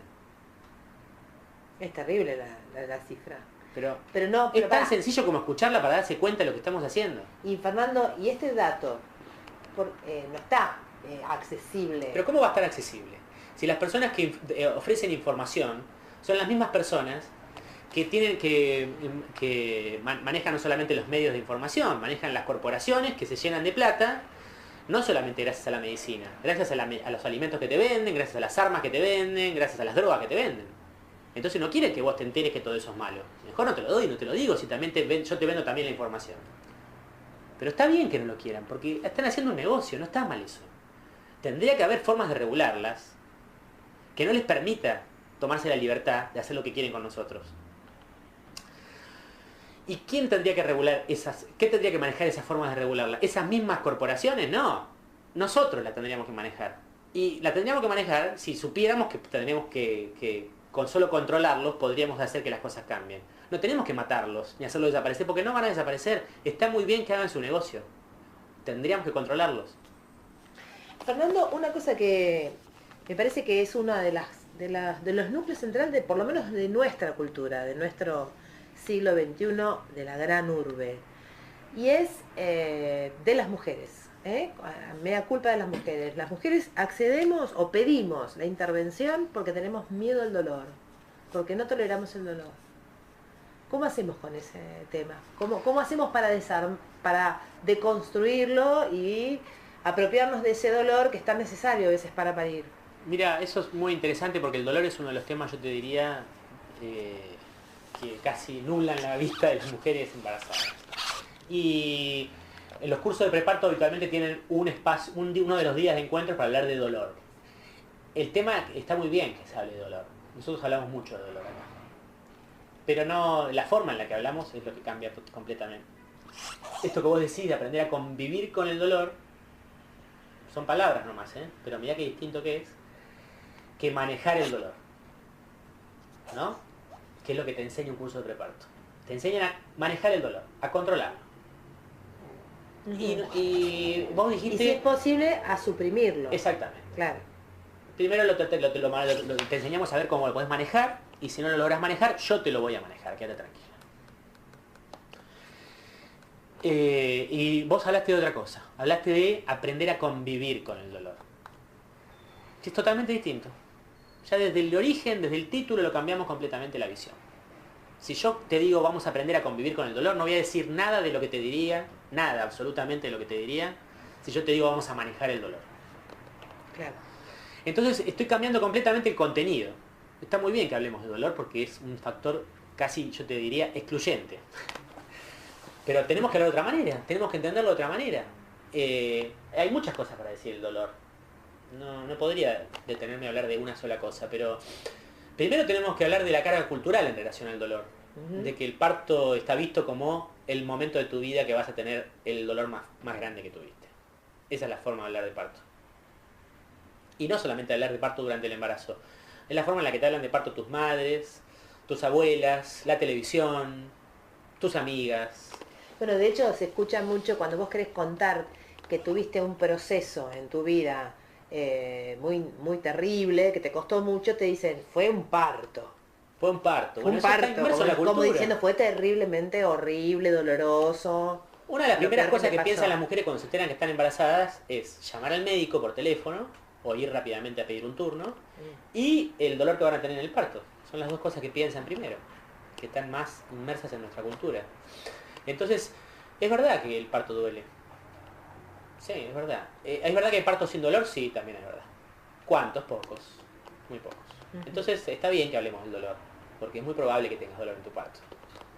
Porque si hablamos de que los partos, que es posible tener un parto sin dolor y solo ponemos energía en eso, nos vamos a encontrar con que un porcentaje muy alto de mujeres no van a saber qué hacer, porque el parto sin dolor no sucede, y ahora, ¿qué hago? Tengo dolor, ¿qué hacemos? Bueno, entonces, es posible el parto sin dolor.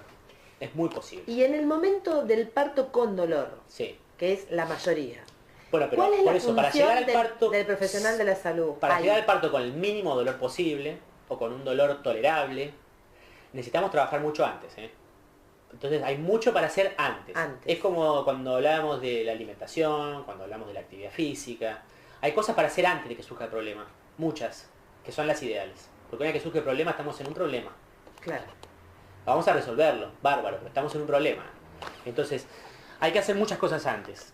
La forma en la que la mujer incorpora el concepto de dolor, la forma en la que incorpora el concepto de parto en su vida, en su periodo de vida, que el parto es parte de un proceso que comienza, si querés, en el comienzo de la gestación, y que no concluye, pero que se le podría dar un cierre cuando el hijo aproximadamente tiene 1 año de vida, que es cuando se considera que completó el desarrollo del sistema nervioso.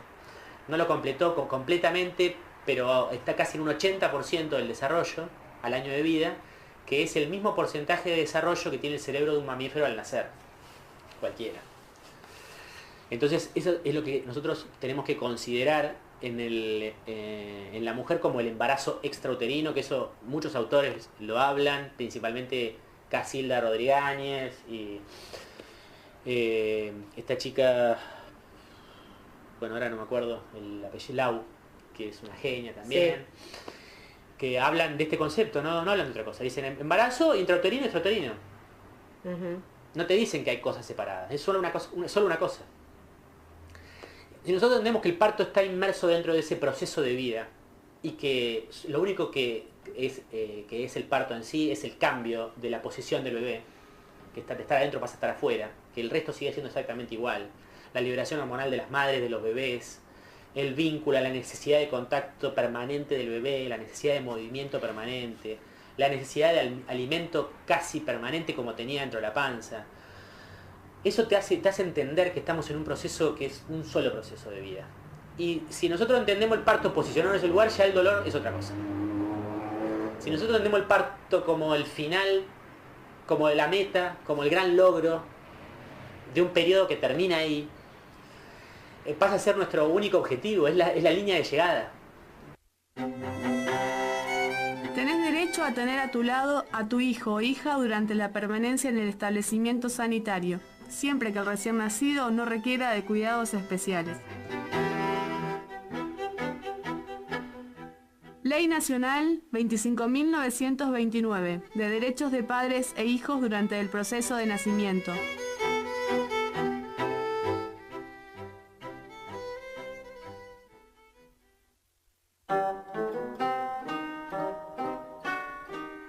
Tenés derecho a recibir asesoramiento e información sobre los cuidados de vos misma y de tu hijo o hija. Ley Nacional 25.929, de derechos de padres e hijos durante el proceso de nacimiento.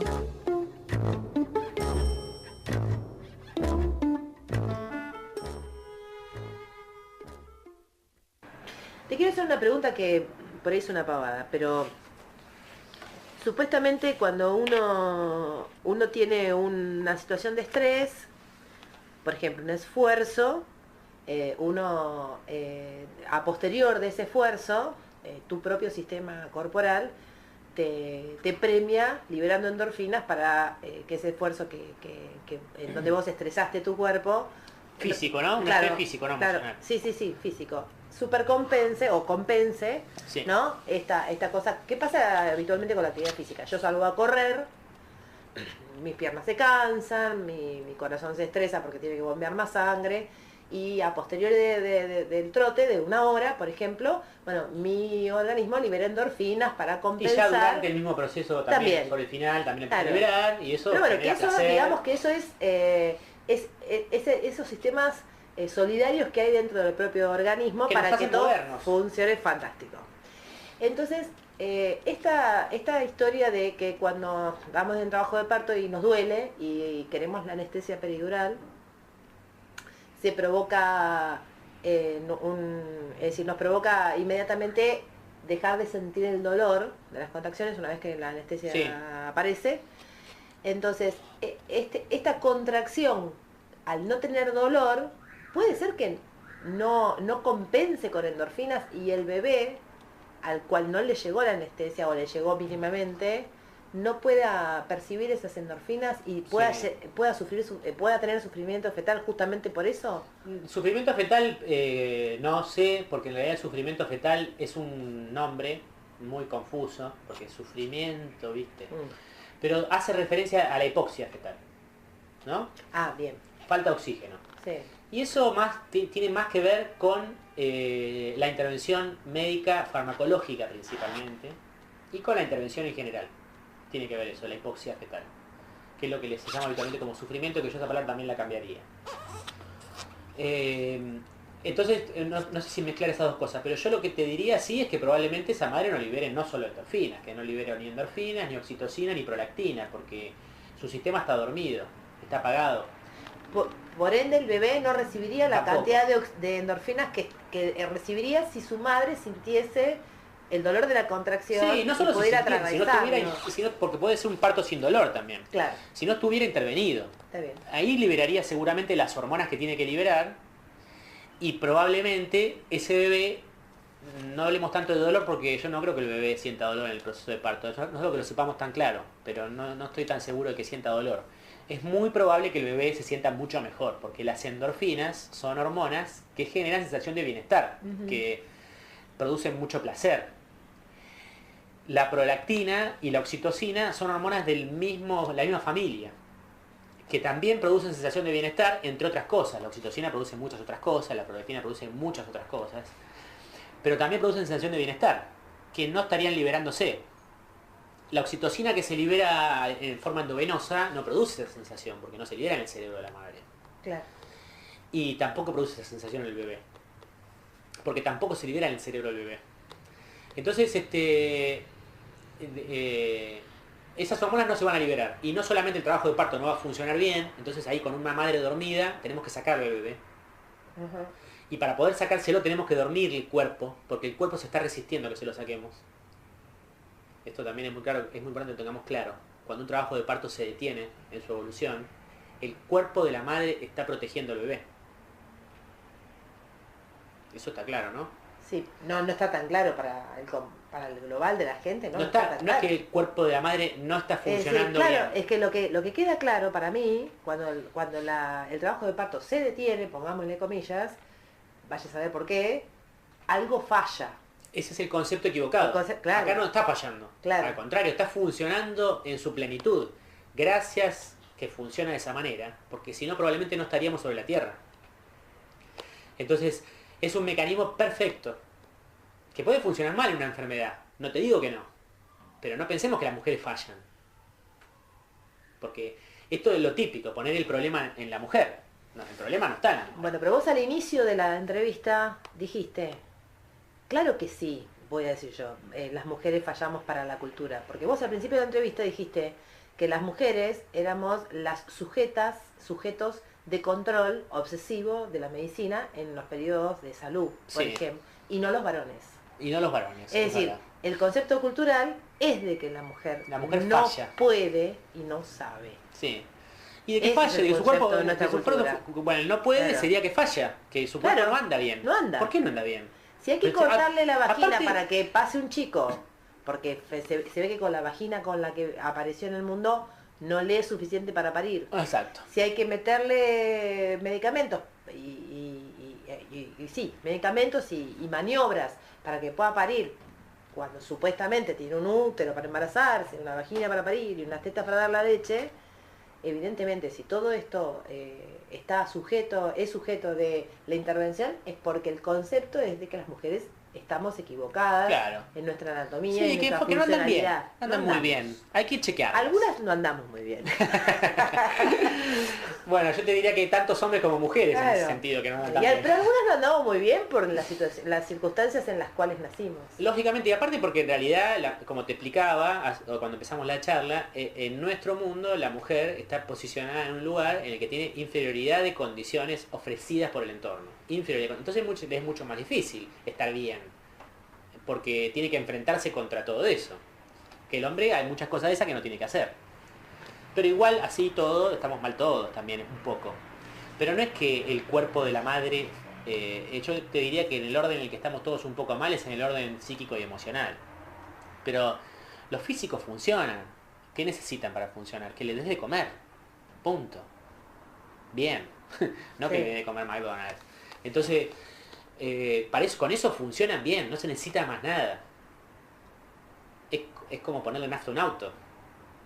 Si en vez de poner nafta le pongo leche, probablemente funcione mal. O le pongo querosén. Pero sin embargo al auto nosotros lo cuidamos más que al cuerpo. Ni hablar. Es más, no solamente lo cuidamos más. Quizás pasamos nuestra vida juntando plata para comprarnos una casa y un auto, y nos parece una locura comprar alimentos naturales y orgánicos porque son más caros. Claro. Sí, no, sin ninguna duda. Entonces entendamos el desorden que tenemos, digamos. Es decir, que vos pensás como Michel Oden, que cuando un trabajo de parto no arranca solo y hay detectado una patología, es preferible no inducirlo y hacer una cirugía. En general es preferible, en general. Hay casos en los que no puede ser preferible, pero en general es preferible porque cuando uno prevé.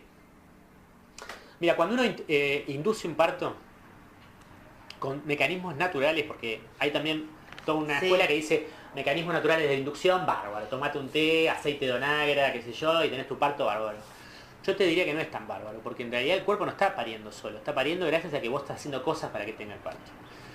Yo esperaría, pero bueno, suponete que vos tenés una inducción de cualquier manera, incluso natural, entre comillas, es muy probable que ese parto requiera mucha utilización de drogas. Es muy probable. Oxitocina sintética principalmente. Y eso se sabe hoy en día que genera muchos problemas de salud en la madre y en el bebé. Y también se está sabiendo cada vez más de los efectos a largo plazo. Primero tenés los efectos a corto plazo, que puede concluir en la muerte de ambos por el uso de estas drogas. Hay muchos procesos intermedios. Te pongo el final para resumir. Y puede concluir en que ambos salen vivos de ese proceso con consecuencias a largo plazo, ambos.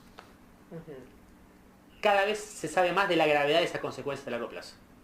Cada vez se sabe más. Y con el conocimiento que se adquiere en relación a las consecuencias a largo plazo, yo te diría que prácticamente deberíamos, como dice Michel Oden, prohibir la inducción. En el año 2013, en Estados Unidos, en el Congreso Internacional de Ginecología y Obstetricia, se planteó que la inducción debería solamente limitarse a casos que tengan indicación médica de inducción.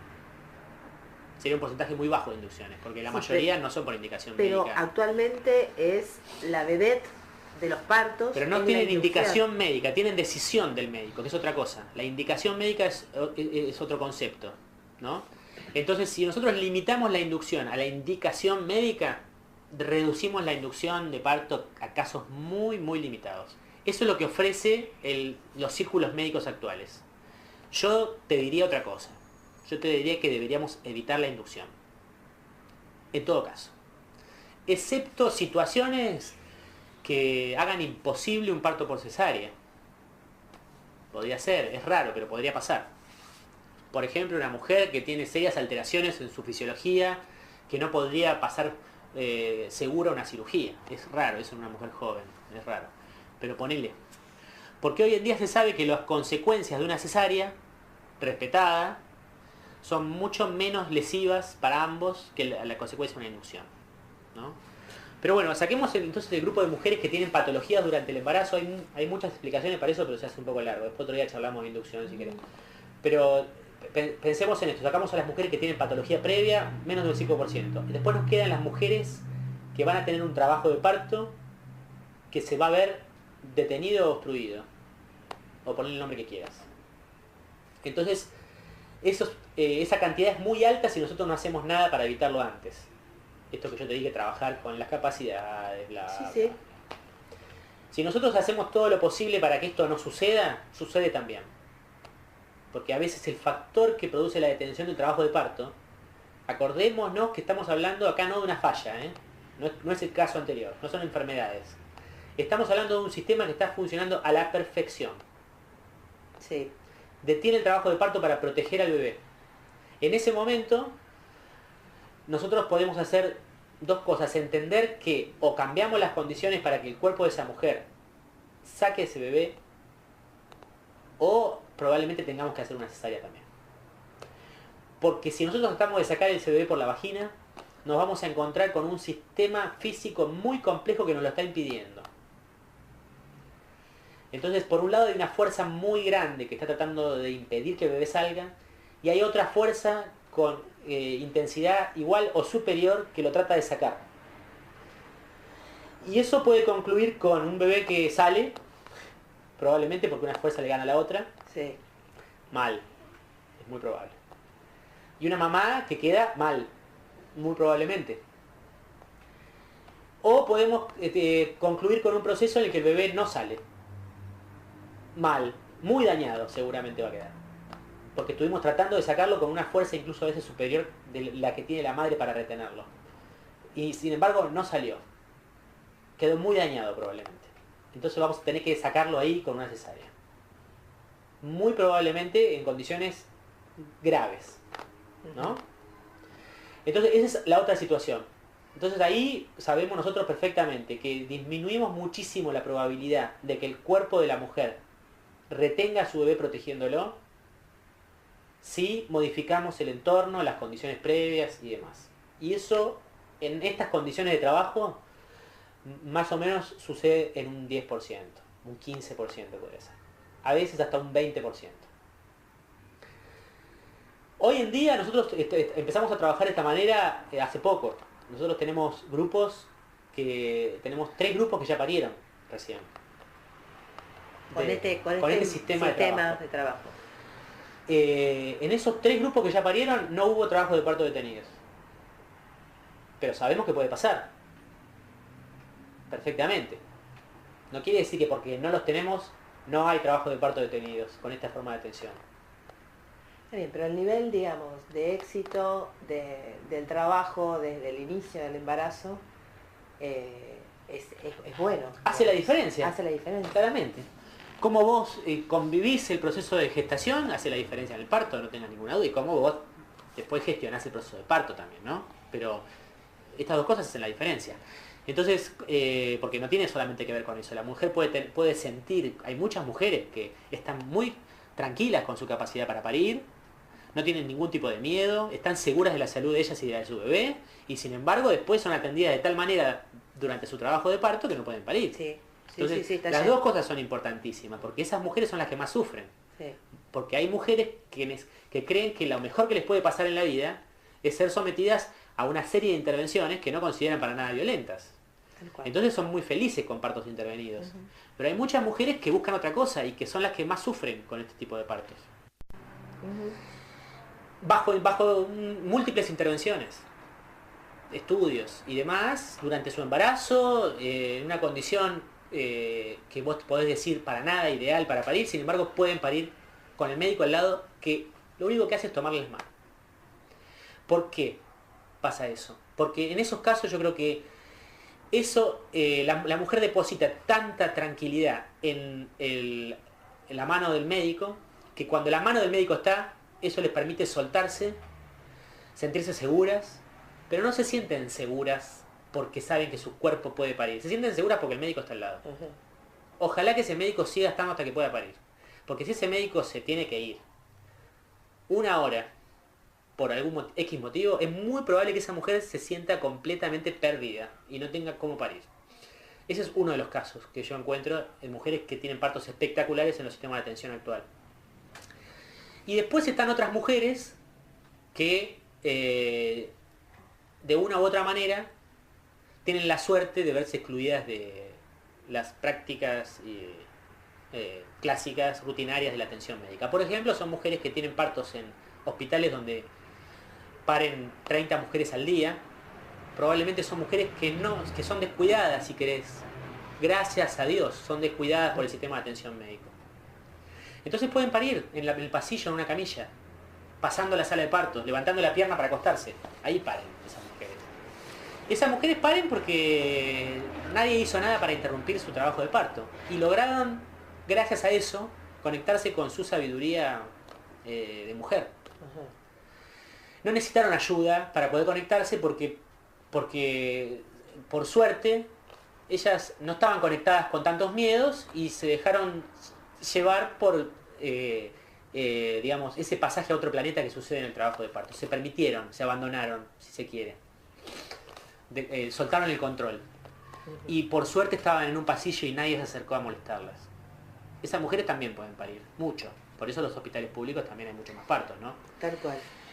Y después está un tercer caso que no sería el caso de las mujeres que tienen partos espontáneos. Es el caso de las mujeres que tienen partos seriamente intervenidos. Y también paren por la vagina. Pero bueno, ahí hay que ver en qué condiciones queda la madre y queda el bebé, ¿no? Probablemente vivos. Pero no mucho más. Mutiladas, violadas, violentadas, agredidas y sus hijos seriamente dañados en su calidad de vida, en su salud. Y tiene su parto vaginal. Pero ese parto no lo quiero yo. Para ninguna mujer, ya mismo operate si el parto va a terminar así. ¿Cómo naciste vos, Fernando?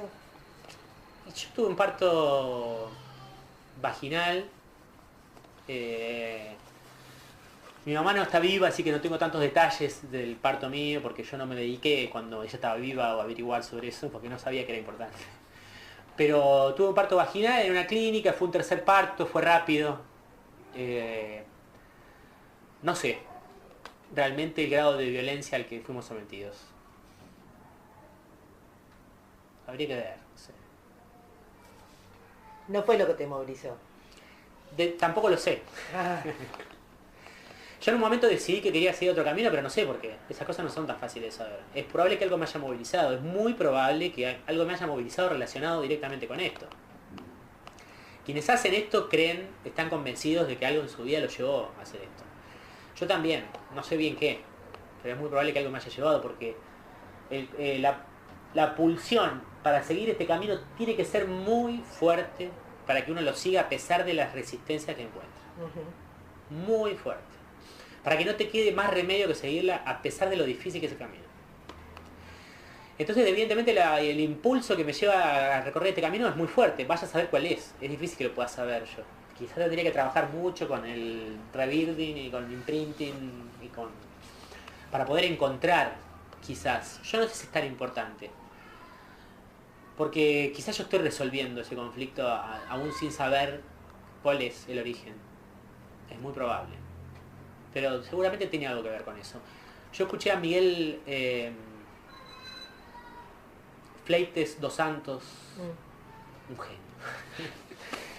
genio. Trabajó toda su vida con esto. Y él dice que tuvo un parto en el que nació él, donde su padre estaba sentado en el cordón de la vereda y su madre fue seriamente violentada durante el parto. Y él tiene la convicción de que hace esto gracias a eso. Y él lo pudo Seguro, revivir. trabaja todo el tiempo, él está feliz, él, digamos, vive esto porque seguramente él dice que es eso, qué sé yo. Es probable. Bueno, muchas gracias por esta larga entrevista. De nada. Tenés derecho a no ser sometida a ningún examen o intervención cuyo propósito sea de investigación. Ley Nacional 25.929, de derechos de padres e hijos durante el proceso de nacimiento. Vos sabés cómo te esperaba, cuánto te deseaba. No, si vos sabés que a veces hay desencuentros, pero cuando hay un encuentro de dos almas trae luz. Vos sabés. Bueno, final de este programa de larga entrevista con el doctor Fernando Averio, que espero que hayan disfrutado. El final, el más conmovedor, escuchando a Fernando contarnos cómo nació y de alguna manera encontrando el porqué de su vocación, de su práctica y de su decisión de acompañarnos a las mujeres a tener nuestros partos protagónicos respetados. Y estas cosas que nos gustan a nosotras acá en Vos Sabés, promocionar, divulgar y visibilizar todo el tiempo, no solamente pálidas, sino cosas buenas también. Y de acá hasta fin de año me parece que vamos por ese camino, buscando todo lo positivo. Y la mujer que no lo logra hacer, porque es difícil ir todos los años al médico, hacerse los estudios que le pide, volver al médico para ver el resultado, volver a hacerse estudio, volver al médico, eso capaz que lleva 2 o 3 meses, de un año que tiene 12. Te lleva un mes y medio más o menos pasar por Claro. todos los circuitos. Si lo haces rápido, porque Si lo si te haces olvidas rápido, tu turno, claro, se te fue un mes más y eso es un proceso, un periodo de 2 o 3 meses durante los 12 que lo tenés que hacer siempre. Y si no lo haces, pueden Algo puede pasar pasar. cosas graves. ¿Cuáles? No sé, pero hacelo por las dudas. Entonces la mujer se acostumbró a eso, se posicionó en ese lugar. Se dejó posicionar, mejor dicho. Y cuando se queda embarazada, lo primero que hace es correr al médico para que le diga que está bien. Porque ya quizás ella es probable que tenga culpa porque hace más de un año que no va al médico. Porque es difícil que logre eso. Es una exigencia muy grande, difícilmente pueda lograrlo. Una mujer, hay pocas mujeres que van al ginecólogo una vez por año. Porque yo lo veo en el consultorio, es muy difícil, tienen que ser mujeres muy, muy ordenadas, que tengan toda su vida organizada de manera muy precisa, casi yo te diría patológica en algún punto. Entonces, eso genera culpa, entonces no haber ido al ginecólogo durante ese año. Cuando se cumple el año, comienza la culpa. Sí. Que dura hasta que la mujer vuelve al ginecólogo, que puede ser 2 o 3 años después. Entonces durante esos 2 o 3 años, vive permanentemente con culpa por no ir y con miedo por estar quizás muriéndose de algo que no se estudió. Y encima si queda embarazada en ese periodo, peor aún. Peor aún porque ahí huye despavoridamente hacia la clínica, porque ahí ya le preocupa otra cosa, que es su hijo, no solamente ella. A buscar un médico que le diga, está todo bien, quédate tranquila. Sí, a mí siempre me llamó la atención eso, que después del test de embarazo, antes de avisarle a alguien que está embarazada o festejar, primero sacan la consulta con el obstetra. Y en vez de avisarle, en vez de contarle una cosa tan importante a un ser querido, se lo cuenta a un desconocido, primero. Claro.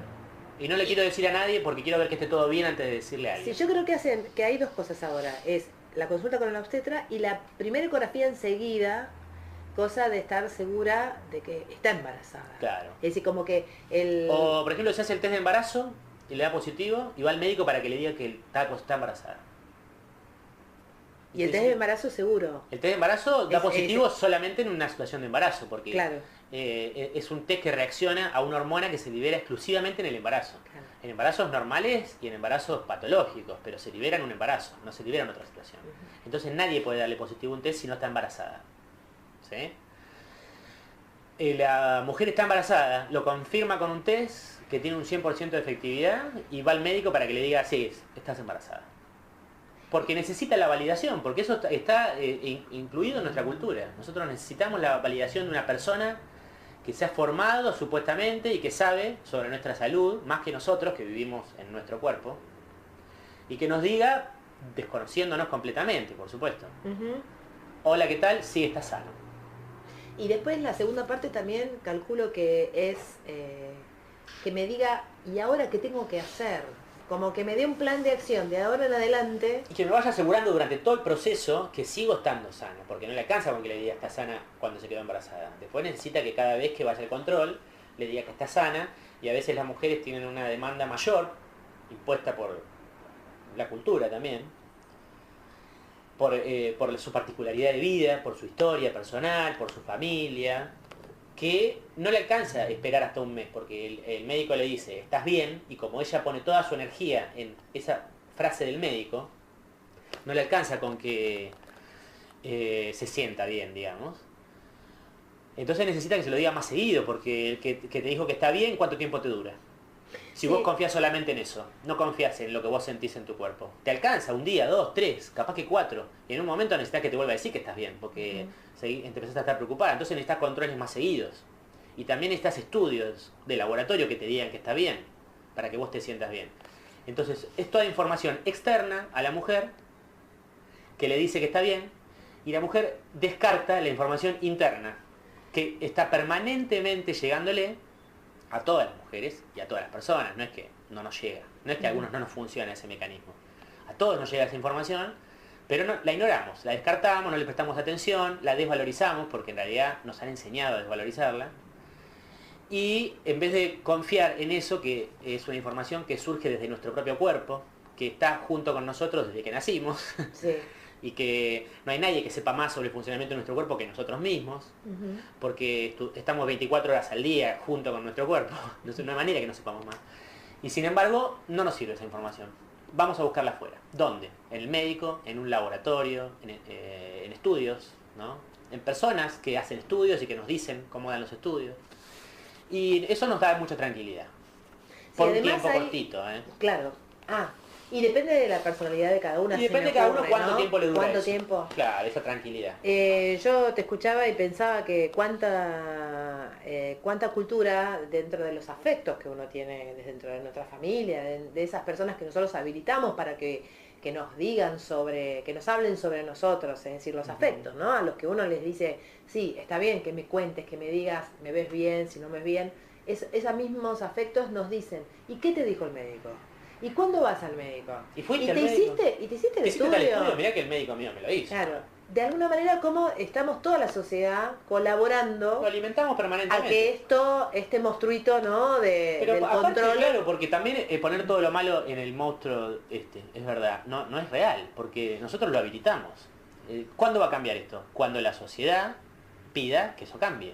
Mientras la sociedad no lo pida, eso no va a cambiar, porque el sistema médico funciona gracias a la demanda de la gente.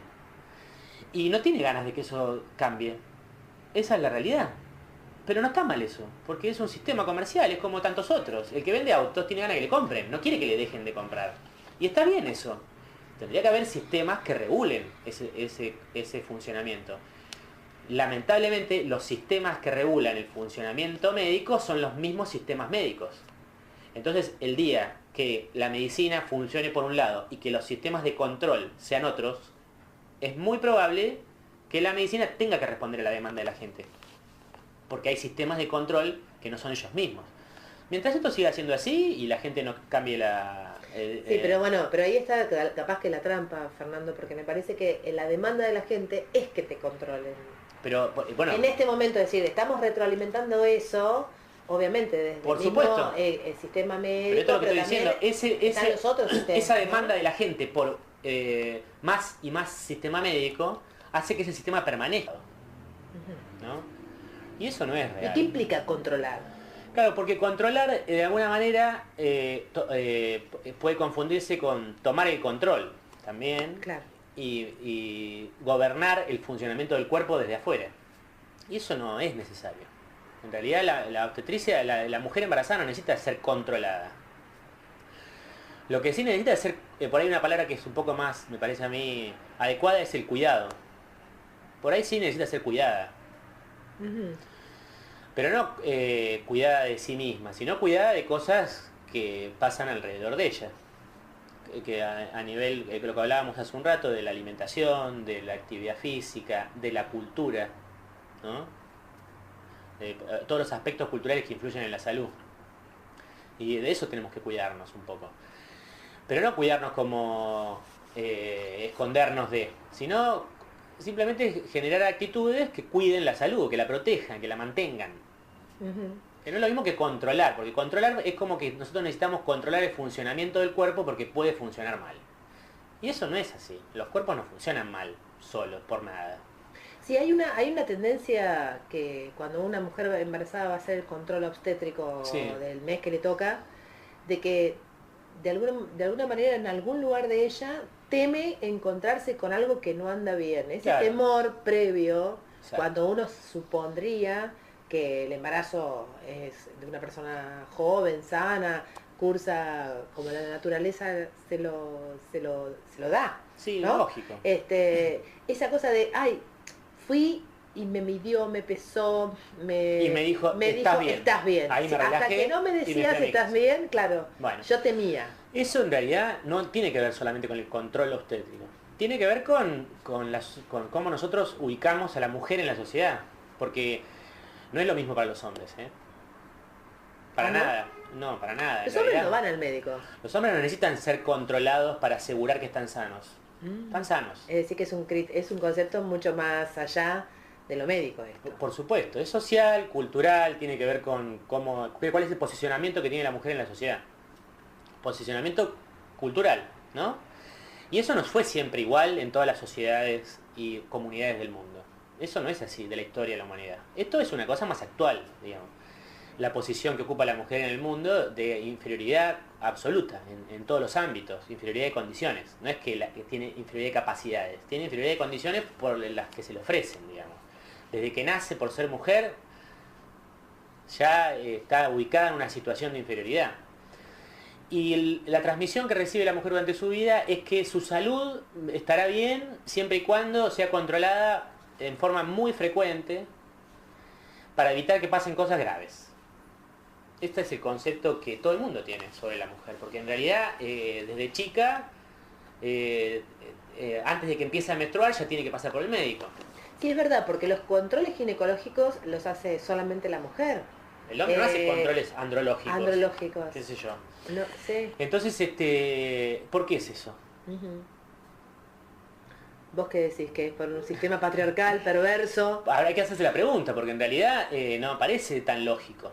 Y la verdad es que la mujer sabe que tiene que hacer un control periódico, que tiene que hacerse un control ginecológico anual, que si no lo hace pueden pasar cosas graves, claro. En realidad.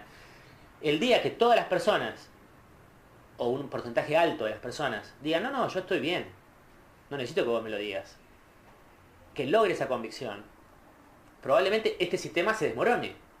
No es que se sostiene gracias a que hay gente mala que lo sostiene. Esto se sostiene gracias a que todos lo pedimos. Que estamos todos colaborando con esto. Entonces esto tenemos que entender lo que es así. Digamos, no es que para cambiar de tema y relacionar con esto que es exactamente lo mismo. No es que en una sociedad hay en una ciudad hay 3 hipermercados como tenemos nosotros y 2 puestitos de dietéticas se llaman encima. Sí, horrible el término. Porque no estamos hablando de una dieta en vez de decir un especial. almacén. Estamos hablando de alimentos claro. naturales, podés decir, Sí, no claro. dietética. Y hay 3 puestitos perdidos por ahí, donde entra una persona cada tanto. Y tenemos semejantes supermercados que venden estos productos industrializados que no sabemos ni qué tienen. ¿Por qué? Porque nosotros vamos a comprarlo. Eso no es que hay gente mala que vende eso y nos lo impone. Ujú. Entonces, nosotros tenemos que entender que los cambios suceden cuando las sociedades los piden. Eso es un punto inicial. Esto es fundamental. Fundamental para eso es la difusión, es la información. Eso es fundamental porque si no hay información difícilmente la gente cambie su visión, ¿no?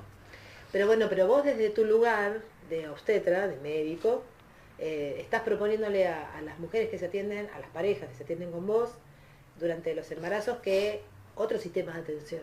Que Totalmente es este control distinto, claro. prenatal grupal. Pero bueno, saquémosle para la palabra control, Claro. vamos a ponerle Son- cuidado. son grupos, cuidados. porque es una pavada a veces cambiar las palabras, pero para mí es muy importante. No, no porque es una pavada. Las palabras. la palabra te habilita, Sí. ¿no? Entonces, No es lo mismo menstruar que estar indispuesta. si yo te digo control ginecológico anual y vos aceptás esas 3 palabras para tu vida, vos entendés que tiene que ser así. Ahora, Claro. si vos decís, bueno, control, ¿por qué? Anual, ¿por qué? Y control ginecológico, como que las mujeres tienen que tener un control y los hombres no, ¿por qué? Entonces, cuando vos cuestionás las 3 palabras y les cambiás el nombre, puede ser que lo entiendan de otra manera. Ahora, si vos la dejás y lo aceptás, entonces por eso para mí las palabras son muy importantes, ¿viste? Cuando uno dice una cosa así, a veces no sabe ni por qué lo dice. Bueno, a mí control no me gusta, porque esto cambia el concepto, totalmente. Para mí es más importante decir cuidado, pero es un detalle, es verdad, es una palabra. Pero vamos a cambiar la idea. ¿Por qué grupal? ¿Viste? Porque la sabiduría está en las mujeres, no está en nosotros. Nosotros no podemos, es lo que te tengo diciendo desde hoy. Yo no puedo decirle a una mujer que es mejor para ella cuando no la conozco.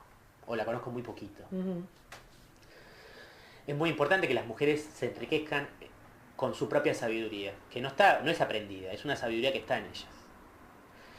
Entonces, el contacto entre mujeres, entre cualquier persona, pero el contacto grupal y el enriquecimiento de uno a otro es mucho más positivo, si querés, que el mensaje externo. Esto que yo te vengo diciendo desde el principio de la charla, los mensajes que vienen de afuera, yo estoy ahí. Yo estoy participando en ese mensaje que viene de afuera. Sí. Entonces yo tengo que, de alguna manera, tratar de, con mi participación, ayudarte a que vos escuches tu propio mensaje. Más que tratar de imponerte mi propio mensaje. ¿Se entiende lo que digo? Mi mensaje lo que hace... No sabes. ¿No? Llegar. Estamos al aire, me prendieron la luz de aire, estamos acá en el programa Vos Sabés, en Radio Estación Sur. Estamos terminando el mes de noviembre y estamos conectadas hoy con un programa, conectadas desde las ganas que tenemos de escuchar y de conocer en profundidad la opinión de nuestro amigo obstetra, ginecólogo, no intervencionista, el doctor Fernando Daverio, acerca de muchas cosas que tienen que ver con el trabajo de parto, con el cuidado prenatal grupal y con la vinculación de las mujeres con este hecho tan trascendental y vital en la vida nuestra, que es el embarazarnos y parir y parirnos. Estoy acá con mi compañera Belén Castrillo, que se va a presentar. Hoy dijo que no iba a hablar, pero aunque sea un hola. Hola. ¿Eso solo? Sí. Bueno, estamos No, les acá. voy a decir a la gente cómo puede comunicarse. Dale, ¿Te parece? dale. Pueden llamar al 482-3215, mandarnos un SMS WhatsApp al 221-677-9000 o pueden escribirnos y participar por Facebook en facebook.com/vosabesfm. Bueno, y decíamos que estábamos a la espera de esta larga entrevista, la van a escuchar durante todas estas 2 horas.